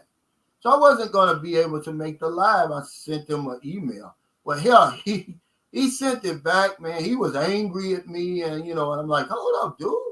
Well, why are you so angry, man? And I said, don't talk to me like that, man. I mean, we're grown men. It's no big deal. I'll be on next week. And that was the end of that, man. And then, then his wife sent me some stuff. And I'm like, I don't know. I just didn't. I don't have anything against him, but gratitude, because he helped me, man. He really did. He introduced me to a lot of people. King B. Stacker says, it's not a handout, it's a hand up. Yeah. When you do people, when you help people like Gail, it is a hand up. Hey, I'm proud. He said, I love the chance. I'm proud of you, Calvin. Thank you. I really appreciate it. And I don't do anything for anybody that someone hasn't done for me. But you're right, King B. Stacker. It's a hand up. And that's why I always help anybody that really deserves it. People like Gail deserve it. Filipino Raquel TV says, you may also ask the mayor or any officials while you're being asked to talk to a lawyer about it, sir. Yeah, I've got a pretty, he is influential. He's rich, he's powerful, but, I don't want to always use his name and everything and be a burden on him, even though he said if I needed to do it. But I'm just, I was meditating and I got up. I said, I'm just going to answer every interview because I don't have anything to hide. All they have to do is look at my videos. I have over 900 videos. Nowhere in any of those videos are you ever going to come away with the impression that I'm exploiting Filipino women or human trafficking. Guys, this is ridiculous. It's really it really is. It's My House TV said, whatever happened to Black American Expat? I think he's he was in Medellin when I met him. So I think he's still over there. I think he's doing his thing, still doing his thing. Young Kim says, I love your channel, I guess. Blessed to be a blessing mindset. Oh, okay. He says, I love you're blessed to be a blessing, man, said Calvin. Well, thank you, young Kim. I appreciate that. I receive support from all over the world, man. It's really humbling to me. It's flattering, man. I got a message in my Sunshine Show. He says, I just wanted to say hello. Just saying hello from your followers in Kenya. And oh, man, it blew me away. I couldn't believe it. I was like, what? You know, but it's just what it's turned into, man. And I really can't take any credit for it other than just trying to make content that's relevant. Brian G123 said, Calvin, I've been off YouTube for a while, but back now and following you again. Look forward to contributing to your next big service project. Well, see, I don't do that anymore, Brian, but thank you. The only way I'm specifically helping people now is bringing them on my channel. See, the haters and the trolls, they use that. They'll say, oh, I'm taking the money and using it for myself, which I've never done that. I don't have to do that. They fail to realize I'm coming up on 9 million views. YouTube pays me for that. I don't have to take anybody's money and misappropriate. That's stealing, really. I couldn't sleep at night because I believe in the laws of the universe. I know that if I do something like that, it's coming. Okay? But that's why I shied away from that. Although I want to so badly, man. There's a lady here in St. Carter City who really needs her house redone, and I may eventually do it myself, you know, and won't put it on YouTube or anything like that. I think if I do stuff like that, I'm never going to report on it. But yeah, I don't specifically do it anymore. I let my spin wheel, I let the universe choose the winner, because trust me, the universe has never been wrong. Whenever I spin that spin wheel, the winner is the one who really needs it the most. Gary T said, so far, how many of your subscribers stay at the guest house? 5. But only 4 signed the wall. One guy, Matt, from, what's the name of his channel? Real Good Feeling channel. He forgot to sign it. I didn't have a marker, but now I've got a marker over there on top of the refrigerator. And so that y'all can sign that. He said, law of attraction, baby. Yeah, that's right. That's true. He said, oh, that's unfortunate. It is. But that's what they do. See, when I was in my immigration interview, they said that, oh, did you collect any money for the victims of Typhoon Odette? No, I didn't. I only did 3 videos about that. One, when I was going through it, I actually did a video where I'm in the middle of the damn typhoon. 2 was the next day I showed the damage. And then 3 is when I went up in the mountains to show you the damage that it happened to my son's family, which is my family up there.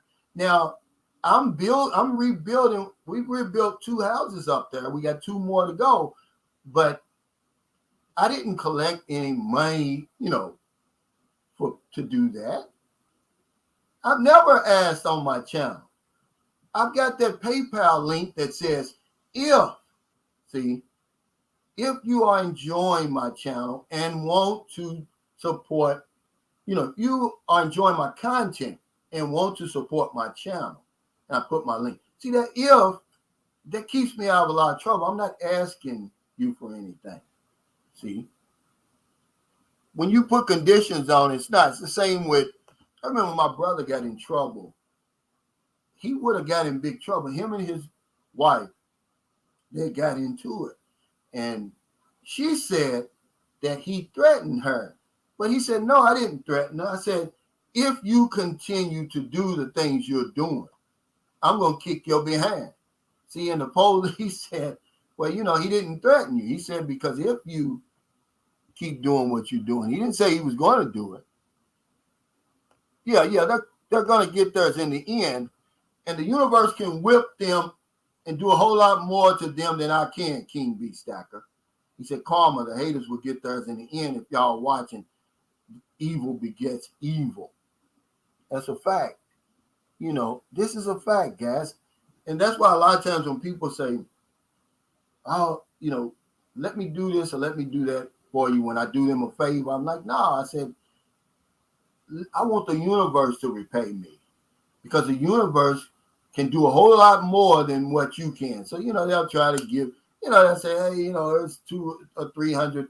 Like the guy, Robert White and Oliver, they tried to pay me for staying over there. But I wouldn't let them. And even Matt from a real good life. Is that what that? I keep forgetting. I'm sorry, man. He wanted to pay me. I'm like, no, man. I want the universe to pay me. Franz Prazio Jr., thanks, brother, for the super chat. Me and Franz became friends, man, when he came to the Philippines. We hung out together. And this is the type of community I'm trying to start, man, because it's crickets over here for me. When I get guys over here, man, we talking and chopping it up like me and Devon from Hawaii were doing, man, I don't take that for granted because when these guys aren't around, man, I don't have anybody to talk to. But Franz was one of those guys. He really became a friend. He said, what's up, Cal? He said, I hope that everything will be okay and put these miserable haters back wherever they come from. Yeah, well, they're not going anywhere. See, it's just like Terrence on Foreign in the Philippines said. He said, some people just wake up and say to themselves, what can I do to make somebody else? What can I do today to make somebody else's life miserable? It's some people who really think like that. But here's what my mother always told me. He said, they call me Cooley. He said, Cooley, when people accuse you of something, it's usually what they're doing. And they're just trying to distract the attention from being on them. And I think that's the case, because these guys if somebody's going to screw you around, it would be them, wouldn't you think, with all that lying and stuff? Yeah. E2889E. Or is it E2889E? He said, sir, competition breeds excellence. See, that's what I told him. I said, they're going to sweep me off to a level of success I never even wanted with their foolishness. So, keep on going. Frank Tate said, Calvin, I think this BS is coming from the States or an expat from the States. What do you think? Yeah, it's coming from outside of the Philippines. I don't know if the States or not. Canada, maybe. Because who else does that? When I see, okay, I'm going to tell you something, man. It really does me good when I see these Australians over here, man. The way they treat each other. I'm going to tell you something, man. It's something you have to see. And even, okay, and I see that with my tennis partners. One guy's from America, one's from Canada, two from Australia, man. These guys have formed a bond that I'm envious of, man. I wish I had 3 or 4 guys like that over here. They don't do the stupid shit that we do in America and different places like that, man. They come over here, man, and they bond together, man, and they become like a power. They drink together, they go on vacations together, they exercise together. Well, you can call it what you want. Say, what do you mean by saying the universe? You mean God? Well, see, what God? God is just like a, what I want to say. It's being general when you say God. In India, they got over 3 million gods. Okay, you can call it what you want. I believe there's real forces out here in the universe. Believe it or not. Get on top of your roof where you're watching me from and jump off the roof. You're always going to go down. You're never going to go up because of the universal law of gravity. I'm talking about the forces in play on this earth, sir. That's what I'm talking about. I don't believe that there's somebody watching me from up wherever. The world is spinning. This is what my friend Joe Muhammad told me years and years ago. He said, man, the world's spinning 1,037 miles per hour. He said, when you pointing up, it's not up. Now you know where the earth is at the time you're pointing up. But it has nothing to do with religion. I'm talking about the true forces that are in play that favor no man. And they will punish everybody accordingly if you break the law. You break the law of gravity. Don't matter if you're black, white, Hindu, Buddha, Christian, Muslim. When you jump off my roof, you're going down. You're not going up. See, that's what I believe in. I don't believe those stories, man. I mean, I don't. And if you do, so be it. I mean, it's none of my business. I'm not picking you down, but no, I don't mean God. I mean the universe. Okay? Hey, Ed Roach, thanks for the super chat. He said, greetings, cuz. Similar lies caused Black Man in the Village to shut down the clinic for people that can't afford over-the-counter meds because of jealousy. Yeah. Now,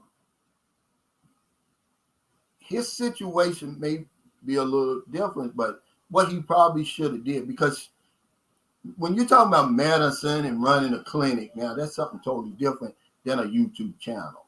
I'm just putting out information. That's something different. There are really concrete laws addressing that.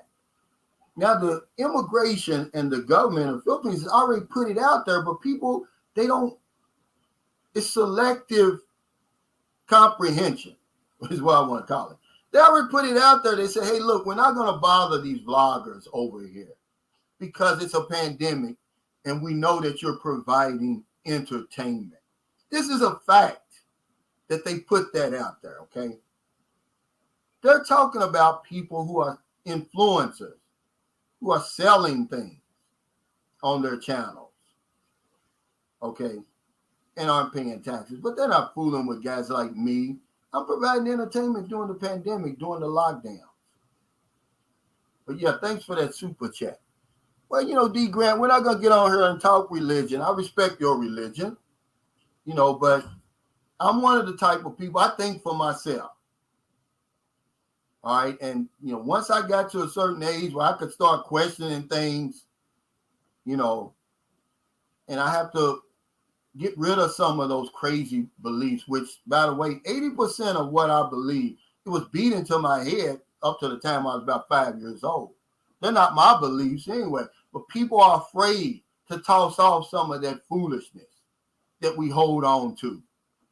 See, but if that's what you want to do, and that's what you want to believe, I respect it, man, but don't put me down because I don't believe that stuff. You don't even know enough about it. There were so many Jesus-type stories before Jesus came along. I mean, yeah, it's the same guy.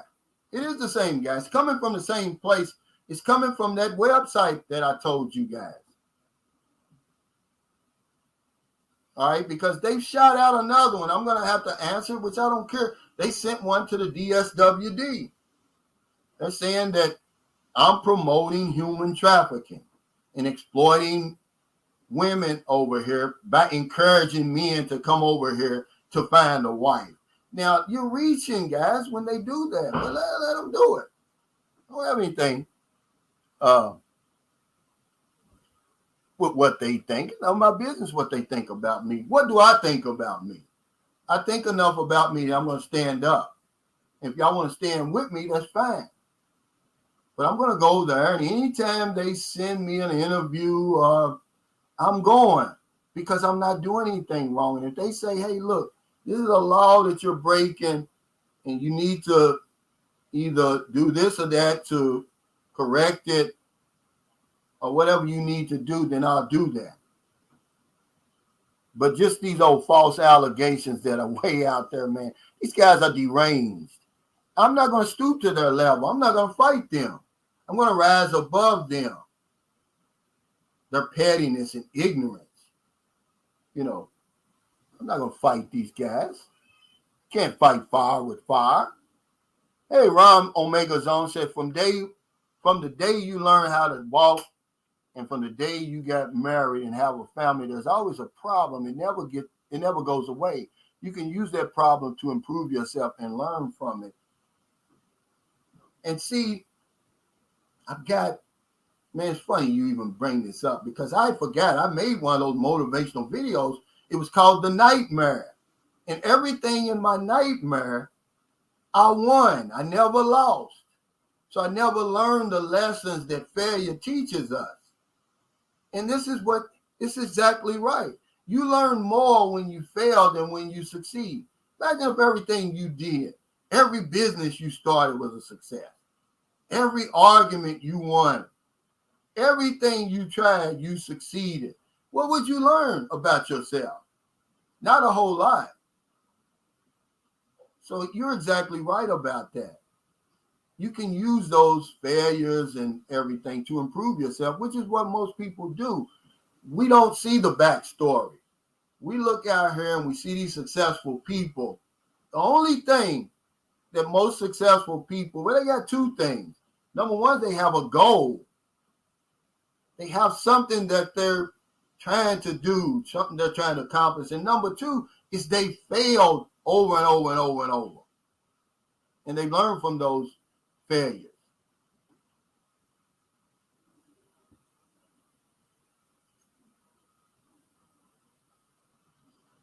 AC King says, how old is the universe? What are its limits? Nobody on this earth knows. We only know that exists because we're in it. And that's all I can, but I'm got to a point where I can question things. And nobody wants to give me an answer. Oh, you don't question God. I was always told as a little boy. Then why would you give me the brain you gave me, God, if you don't want me to question you? If you don't want me to say stuff like, why would you put it in the mind or allow it to develop in somebody's mind to go out and shoot and kill 20 some odd first graders? What lesson are you trying to teach me? And why are you continuing to teach me these lessons over and over and over when you know I've got a brilliant mind? You don't have to do that. You can literally explain it to me and go on about your business. The guy in Newtown, the boy, if there's a guy like y'all say he is, if he's a real person and all that, and all that, and I'm not putting that down, I'm not ridiculing that. But I'm at the point in my life where I say, okay, that's a petty God. If you're going to judge me with the same way you're going to judge Ted Bundy, we're both going to hell. Come on, guys. So that's why I don't talk about religion. That's none of my business. If we only wore our religion like a suit of armor, instead of going around talking about it and beating people over the head with it, man, we live in a better world today, man, but we don't do that.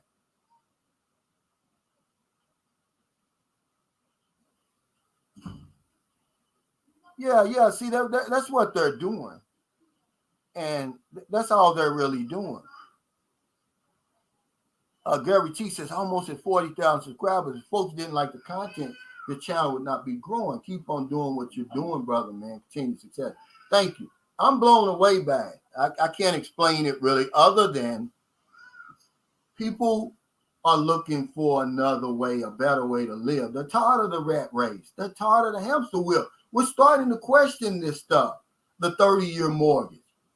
Working for somebody for 40 years, you may or may not. Well, you're not going to get a pension from them. They'll give you a 401. Then working all these years to 67, and the government may give you $2,000 per month. We're starting to question all of this stuff. And it's not adding up. It's not making sense to people with rational thinking.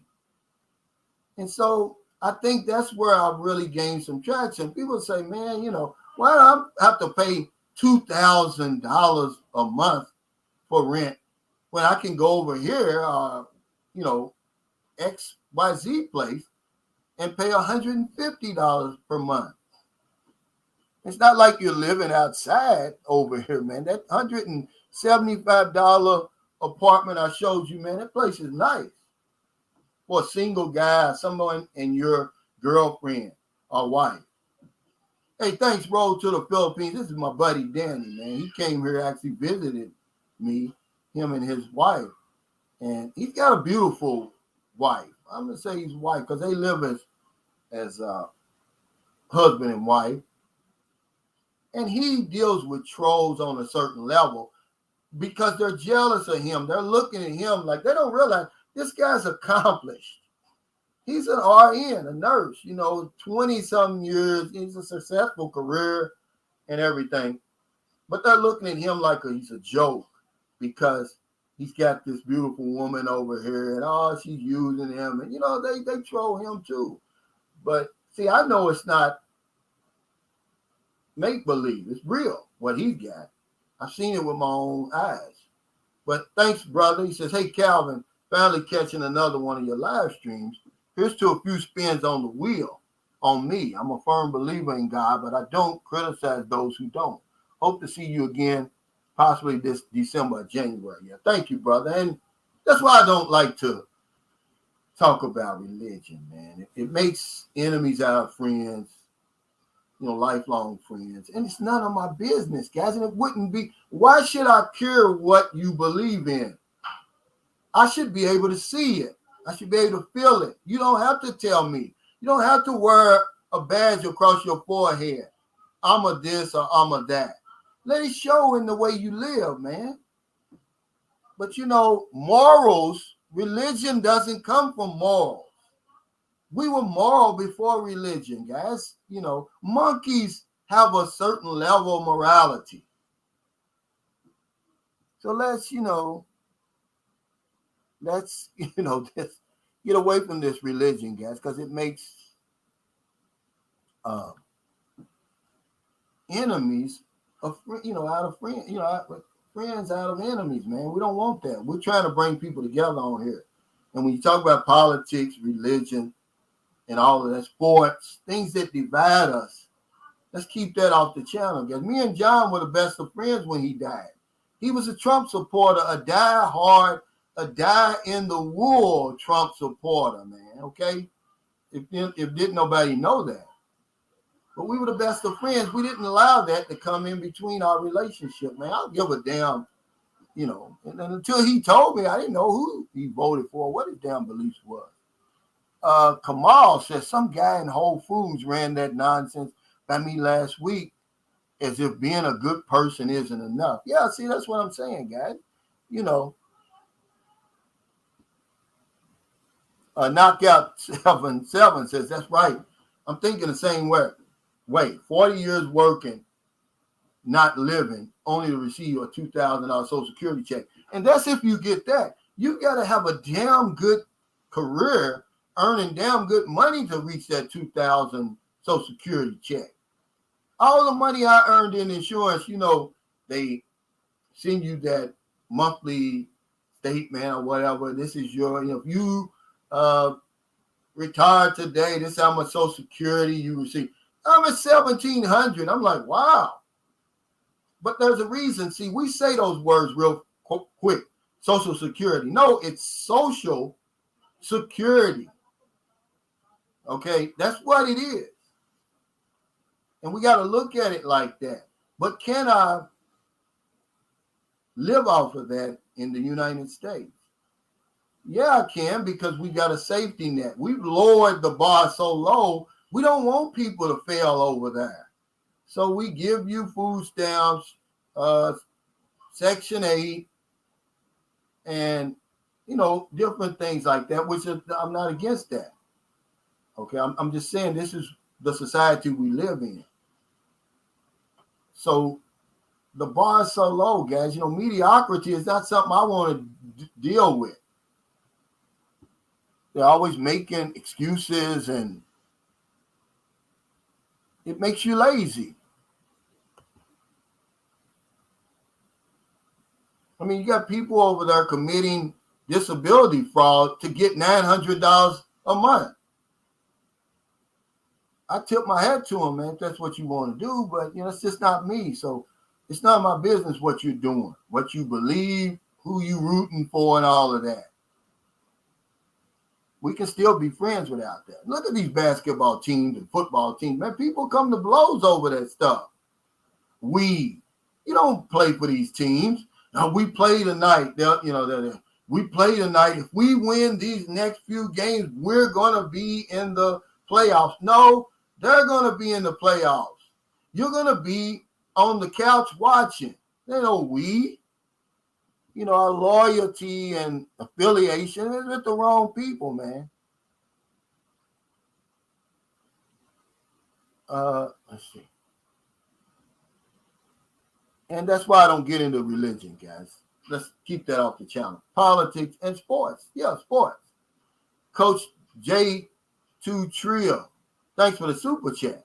He said, truer words not spoken. Religion is the great divider, man. I tell you. There's no truer words spoken right there. Yeah, D. Grant, I respect you, brother, Hey, Craig C. says, long-time sub, this channel, in my opinion, is boots on the ground and for informational purposes only. Thank you. Anyone who has thoughts beyond that is simply misguided. Yeah, they're reaching to think that I'm promoting human trafficking over here. I mean, what would anybody have to be thinking to believe that I'm talking about exploiting Filipino women? And then they try to throw this, try to throw my video out there, and go watch it if you don't believe me. No honey, no money. They don't realize what I've done. I guess it's okay to say no money, no honey. But the minute you say no honey, no money, now I'm exploiting Filipino women. This is one of the videos that they're sending to the people. Say, hey, look at this. He's encouraging exploiting women and human trafficking. No, you gotta be crazy to even try to see, to get that out of any videos I've made, because the narrative has already been out there, guys. Look, my channel is it won't be 2 years old until the 20th of this month. Do you think because I don't talk about this stuff that it's going to stop, or it's not going to happen? The reality is it's going to go on long after I'm dead. It was going on long before I was born. Storm B said, hey, bro, I'll be there September 18th. Tomorrow is determined by today, mentally, physically, and financially. Well, I don't even use tomorrow. You can ask Maryland. I stopped using tomorrow because there's no such thing as tomorrow. Because if we're fortunate enough to wake up, it's today. Tomorrow's not on any calendar.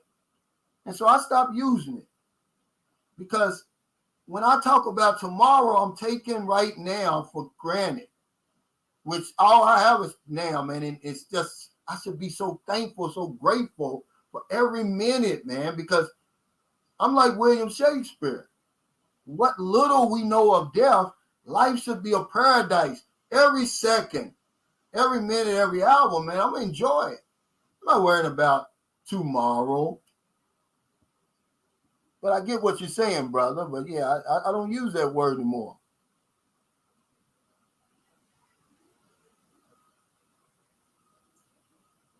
Yeah, you're right. We're all creators. I created my kids, me and my wife, or me and my girlfriend. We created our children. We're all creators. You create your existence, the way you're living now, your surroundings, your lifestyle. You create all of that. You're a creator. From this man, you're creating everything, man. We're all creators. And I'm not mimicking or making fun of anybody, but if you really think that there's somebody, I mean, I can't, my mind won't allow me to believe that there's somebody somewhere watching all of this, favoring other people over somebody else. And I was a Baptist because my mother and father were a Baptist. That was forced on me.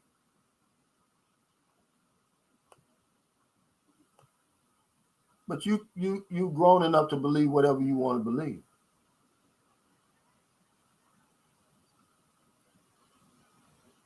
Hey, Sammy, good to see you. I haven't seen you here in a while. Hope everything's going good. Hope your channel is prospering. I can't imagine what kind of trolling that he gets. Probably a lot.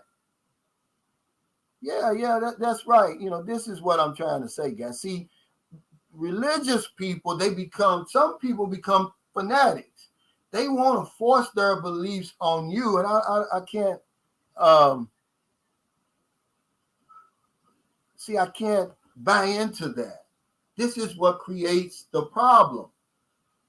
Just be happy that with your beliefs and that you found the answer. I mean, isn't it good enough that you found the answer? Infinite Loop says that D. Grant, why can't you just respect other people's right to not believe? Yeah. It doesn't mean that we don't believe in something. I just don't believe in that. Old pretender said, Calvin, maybe talk to P's attorney friend Gracie about these complaints. She's good. Yeah, well, I got a good lawyer here. He's very competent. He told me don't worry about it. He said that they're obligated to follow up on these complaints because if they don't, somebody's coming behind them. It's bureaucracy. That's what he called it. He said this is the Philippines. And I said, well, how long can he go on? He said he can go on. He said because as a vlogger, you're considered public, what do you call it? Some type of public figure. Is what he said. So, you've got to, that comes with the territory. And, he made a lot of sense to me. So if they want to continue to send that stuff, I'm going to continue to answer the call. Yeah. See, this thing can go on and on and on. He says, is God or who or what? Even staunch believers don't know the answer to that because they never met God. But they'll say, my mother's religious as she was. She told me, she said, be leery of people who say that God talks to them. But you get that all the time. Well, God told me this or God told me that. I don't know. Let's get off that, guys. Let's get back to the subject. We don't have about 19 minutes left. 5 expenses that can destroy your budget over here. We come over here to enjoy our time here, and you need money to do that. Let's not fool ourselves. But doesn't mean you want to waste money. We're going to try to be frugal over here, not cheap, but we want to be conscious of how we spend our money. We don't want to overspend. And you don't have to overspend to have a good time, to have a great time. But one thing that I've noticed that took me a long time was converting from the dollar economy to the peso economy. It takes a long time to do that because when I'm in the Philippines, I can't look at everything in terms of the dollar. That doesn't cost $20. It costs 1,100 pesos or whatever. And this is what trips us up. This is what makes us overspend. Because we're seeing things in terms of the dollar when it's not. We're in a peso economy.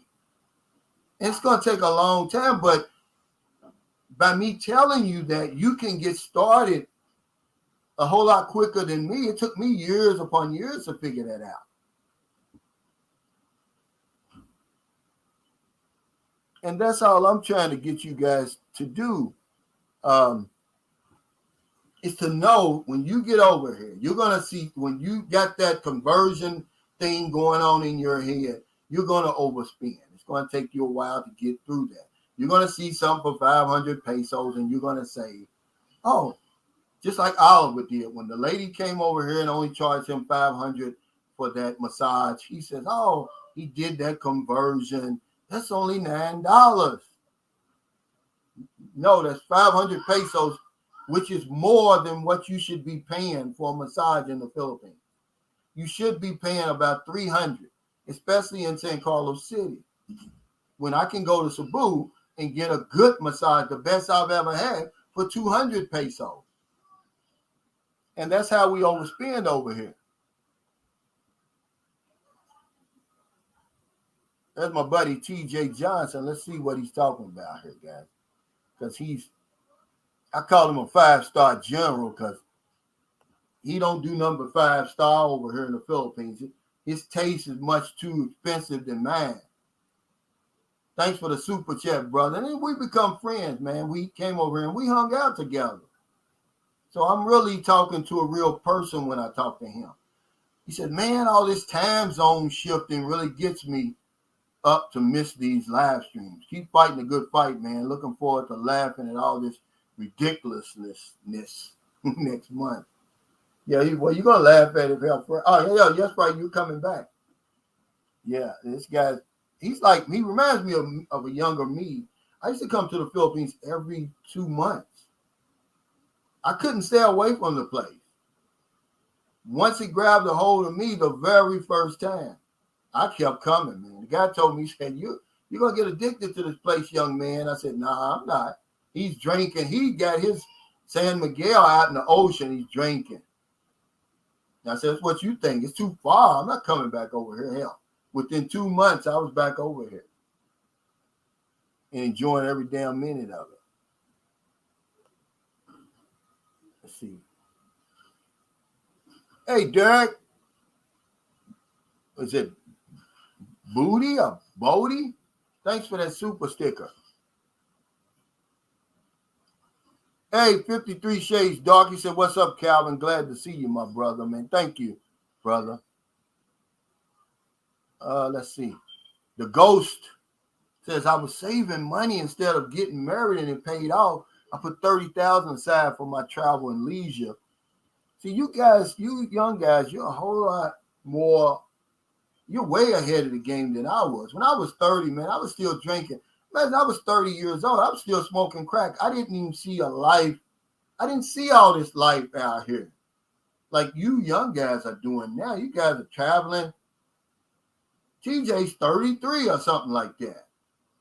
Man, 33, man, I was in the crack house. As far as I was going on the corner, I didn't leave the 6. I had like a 6-block radius. Did I travel? That was my life, man. It's crazy when I think back on it. You guys are way ahead of the game. Derek Bowdy, I hope I'm saying that. Booty, it says, listen to you before I came. Now I'm in the Philippines enjoying every moment of it. I've been here for 3 months now, man. Thank you, man, for bearing witness, man. I know you're having a great time. If you come over here to the Philippines for the first time and you say you're not having a great time, you're lying, man. I don't know. There's very few people that don't like the Philippines. I'm just, it's just, I can't describe it. I try my best to describe what's going on with people over here. I can't do it. It's an experience. It's a feeling. It's a knowing, like, man, I'm in the right place. Imagine Eric Terry. Eric Terry is a college professor. Then Jay, my homeboy from Kentucky, he lives out in Seattle. He's a high school teacher. Sydney, just a retired, multimillionaire. These guys, money is no object. They can go anywhere. They come to the Philippines. They get stuck over here. They don't want to leave. I could name them on and on and on. It's just something about the Philippines. I don't know. It's like being in a time warp or something. It's like going back in the good old days, really. That's why I say the good old days is now. And I guess that's what it is. I can't describe it. Franz Procio Jr. the same way. Came over here, got stuck. He could live anywhere he wants, man. Got a nice place, 2 houses in Brooklyn, New York. Retired at 40 years old. Come on, guys. These guys are on top. They can do anything they want. But they come to the Philippines and they don't want to leave. The Ghost says, Calvin, I love the Philippines. I just don't like the strict foreign ownership policies. Well, you have to understand their history. If you understand their history, then you'll understand why they have these strict foreign ownership policies. You know, the Philippines is not that big battering ram like the United States, where they can, and they don't have that, just the number one military and the most powerful military in the world. Well, the United States will let anybody come in and own anything in the United States, but you're not going to own the Constitution. And whenever we get tired of you, we're going to kick your ass out of here. We're going to kick your ass first and then kick you out of here. They, all that colonization by Spain and then by the United States, basically being slaves in your own country. No, they got enough of that. They're like, oh, okay, this is Kamal. Y'all know who this really is, guys. It took me a while. He sent me a scathing email. He says, "How you avoiding me now?" And blah, blah, blah. I didn't know who he was. This is Marlo North. You got to realize I've invited him back on my panel because he really has a lot to say. People enjoy what he has to say. But I didn't know he had switched his profile name. See, y'all got to let me know. He said, "You've been avoiding me on your live streams." I haven't. I didn't know. I know you as Marlo North. He says, as soon as they're allowed to unvaccinate. Oh, okay, yeah. I didn't know that. But yeah, it's a choice, guys. That's another argument that we've started over there. Meanwhile, Trump is vaccinated.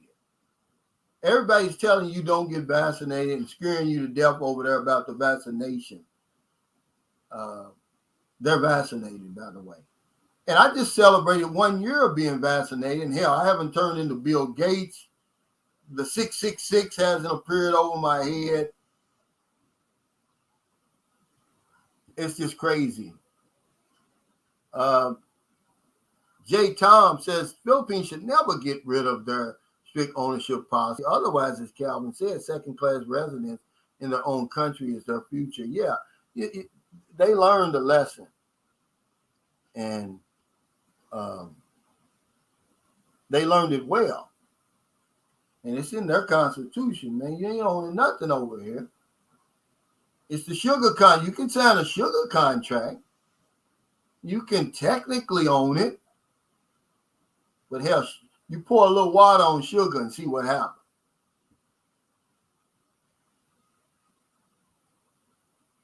Road to the Philippines says the other day I was talking with a guy at Walmart about the Philippines to the point where he wants to fly over whenever I go.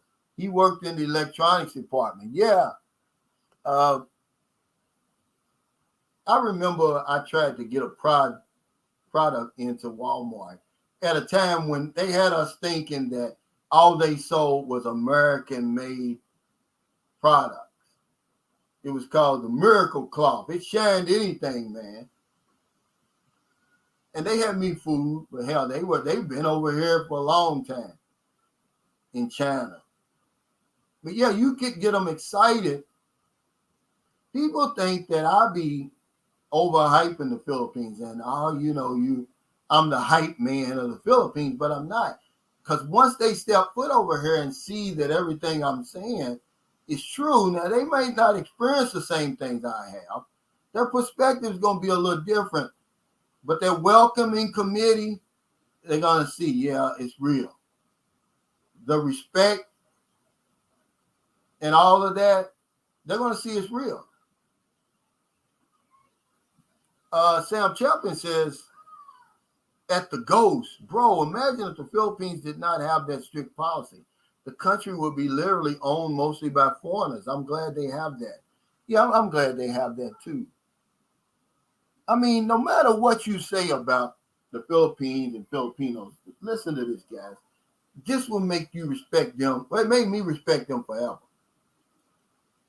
They outlasted the Spanish 350 years. They outlasted the Americans for about 50 years. They own their own land. They own their own country, their own language, their own traditions, culture, languages, everything. It's theirs. No matter how you may look at the way they live and the standard of live, it's theirs, man, and they're sovereign. You got to give that to them, man. Believe it or not, I know that I got a lot of friends who are in the Nation of Islam. I'm not in the Nation of Islam. I've never been. But they're in the Nation of Islam because I don't do religion really. And, they say, well, give us 13 states or whatever it is. If we really had our own country, all right, black people, it would resemble the Philippines.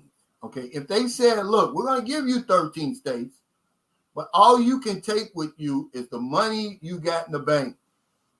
That's all you can take with you. You can't take your house. Yeah, you can take your car, but then we have to start from scratch. We have to make our own international relations, our own government, our own constitution. Man, we'd be lucky to resemble anything like the Philippines, man. It would be the same way. We'd have poverty, extreme poverty, because we have corruption too. We have all kind of stuff, guys. If they gave black people in America, no matter how much money we earn over there, it's all under the flag of America. If all of a sudden they said, okay, we're going to give you the 13 states you want, but you can only take the money you got in the bank, man, hell, how many of us would be struggling in this new nation? So when you come over here at the Philippines, as a black man in America, all I can do is be in awe of what they're accomplishing over here, what they have over here. Because I know that left to our own devices, we couldn't do it. It would take us a long, long time. Build our own military. It takes a long time to do that, guys.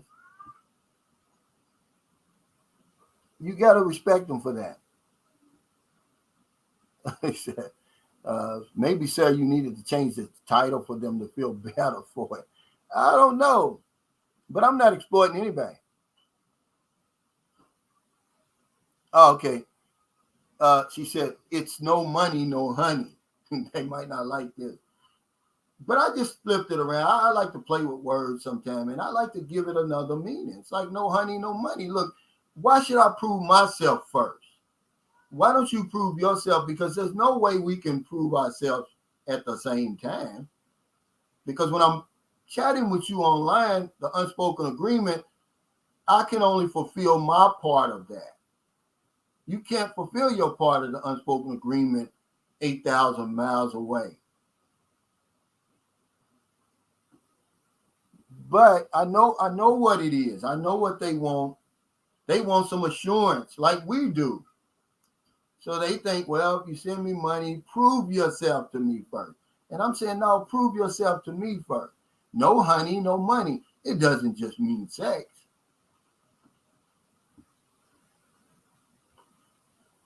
Well, he said, Calvin, please take an attorney with you to NBI. Well, attorneys have told me I don't need it. That's what I went to do. I hired an attorney to go with me. He said, you don't need me. He said, you don't have a case filed against you. He said, they just want to follow up on the allegation. They just want to talk to you. And I've been through it before.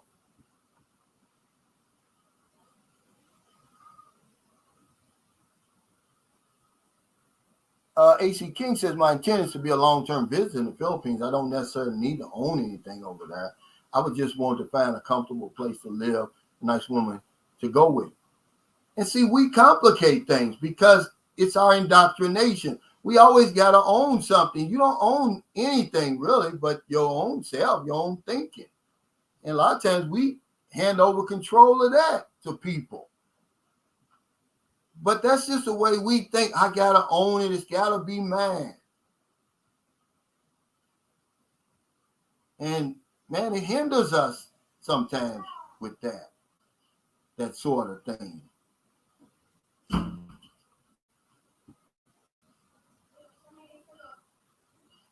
Christopher Leroy says, you think after 30 years paying off the house and you think you own it? miss paying the property tax and you'll find out who really owns it. My thoughts exactly, man. This is exactly right. There's a reason why, as an insurance agent, there's a reason why you can have your property taxes included in your mortgage payment. So you won't forget to pay the damn thing and get your house taken away. And your homeowner's insurance. When I owned my house, when I was buying a house in America, my homeowner's insurance, my property taxes, and my mortgage was one payment. And I'm so glad they made it like that. Because hell, having all those, bills like that, because over there you get the juggling, and you be like, well, hell, I pay my mortgage. I'll just double up and pay my taxes next week. I would do that stuff.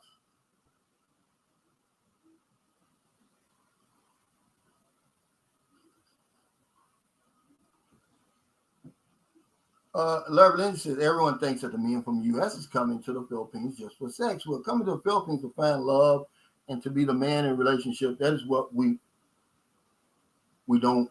That's what we don't get it.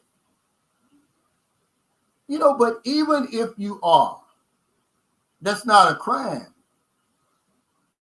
See, even if you are coming over here because you haven't been intimate with a woman for a while, no, nobody just wants sex. We want a relationship. Yeah, but even if you are, I mean, it's not a crime. And then you don't have to tell people at all. There's nothing you have to prove to come over here or why you coming over here. This is the only place where you have to explain why you're going there. If I'm going to London, which, by the way, has a thriving red light district, because I visited it when I was in the service, no one asked me, well, why are you going over there? Or I'm not compelled to just throw that out there. I'm going to the Philippines. I want this because I want that. This is the only place where they require you to explain yourself. I don't feel guilty. I tell you guys, don't feel guilty. It's none of their business why you coming over here. Just come over here, respect the people, respect the culture. You're not going to have any problems. But as far as explaining myself and all that anymore, I'm through with that. Oh, why are you still over there? Because I'm a grown man. I can do what the hell I want to do. Yeah, I tell you why I'm over here. If you want to imply that I'm over here taking advantage of somebody, then it's not my business what you think. But I'm done with that, Larry. You don't have to do it. You don't have to do that. But I tell guys, if you put the woman up here and make her your number one priority, you're going to lose. You're going to miss out on really the things that make the Philippines so attractive. Because when the dust settles, man, you're going to be sitting across the table with somebody you really don't have a whole lot in common with. So you better come over and get yourself established, learn the ins and outs, the laws, what to do, what not to do. Find your sweet spot. Then put a woman in the middle and say, okay, now let's deal. That way, if it don't work out, you're already settled. You go from over here chasing women. It's more to the Philippines than women, guys. That's the least that you have to worry about as a relationship over here. You got a royal flush. It's crazy that if you were in a poker game and they knew you had a royal flush, how would they treat you? It's the same way when you come over. They know you got a royal flush. So what do you think they're going to do? They're going to fold, really. But we don't even give them a chance to fold and lay down their hand. We fold already because they bluff us with their pair of deuces, with a jack high. You got a royal flush when you come over here, man. I don't care who don't agree with that. That don't mean you got to slap people upside the head with it, but you got it, and they know you got it. And they're going to act accordingly. But if you don't give them a chance to, if you're going to, you got the highest hand in the deck, you can't get any higher. The chances of you getting a royal flush and dealt to you on one deck of cards, man. Look up the odds. It's something like 589,000 to 1. That's what you coming over here with. If you want to mess that up, then that's on you. We get to shaking and come on, guys. If you don't hear nothing else, I say, know you got the royal flush when you get over here. Know that the minute you get off the plane, they automatically put you on a certain level. You don't even ask for it. You're up there with the celebrities and the politicians and the business people. You're automatically put up there. But we're so uncomfortable with that and being treated like that. And we're like, man, I can't handle it up here. The air's too thin up here. I need to come down where everybody else is. And that's when you have a problem. Hey, Rock Herder, thanks for that super chat. Thanks for all the videos. Hey, thank y'all so much, man. I really appreciate it. But it's 12 o'clock over here, 12:05. I've got to get off here. We've been invited to Devon and his wife, Maria, their family. They're from Hawaii, but she has family, lives right up the street from here. They're having a get-together. They invited us, and we're going. They're going to have food. And I don't drink. He offered me some of that tuba wine or something like that. And I don't drink that. And then, they're going to have the lechon. They're going to have the red horse. I just want to go over there and speak some of my old slang English for, 30 minutes to an hour. That's really what I'm going to do. But, yeah, I'm going to honor their invitation because I don't get them all the time. But thank y'all so much, really, for watching, man. All your super chats, all your super stickers, your thumbs up, all your support for Sunshine Shows. I'm not going anywhere, guys. It's time we stand together and show our support for one another. Like Terrence said on Foreign in the Philippines, if one person can cause all of this crap, what can 600 do? What can 600 do, guys, if we stood up together? We squash him, man. But we won't do it. We're splintered. We're trying to knock somebody out like this. You don't see I don't care how strong Mike Tyson was. It took all this to knock you out. And that's what it's going to take for us to get rid of these guys. But every time you get curious, what's he talking about? Sunshine Shoulders is going to jail. Let me hit on that. You're just going to keep him going for the next person. So take care, everybody. Stay safe, stay COVID free. I'll see y'all next time. Oh, I forgot. Let me play my theme song. I don't take this for granted, man. Now that I'm back on my messenger, I've got to play it every time because this guy is a genius who made this.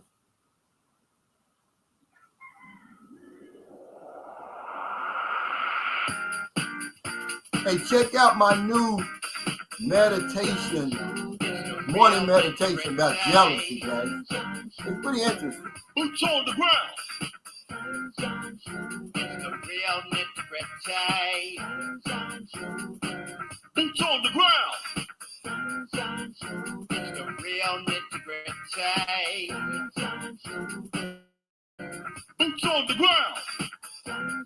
The real nitty-gritty. Boots on the ground. Hey, thank y'all so much. Daniel Willie, this is exactly what I'm doing. That was the universe sending Terrence that video to me. He said, Calvin, please listen to a video advice sent to you by a foreigner in the Philippines and also by David Campbell regarding your NBI case. I did. That video, because I put it on my community page, that's how profound I thought it was. Take care, everybody. And I'm going to keep y'all updated.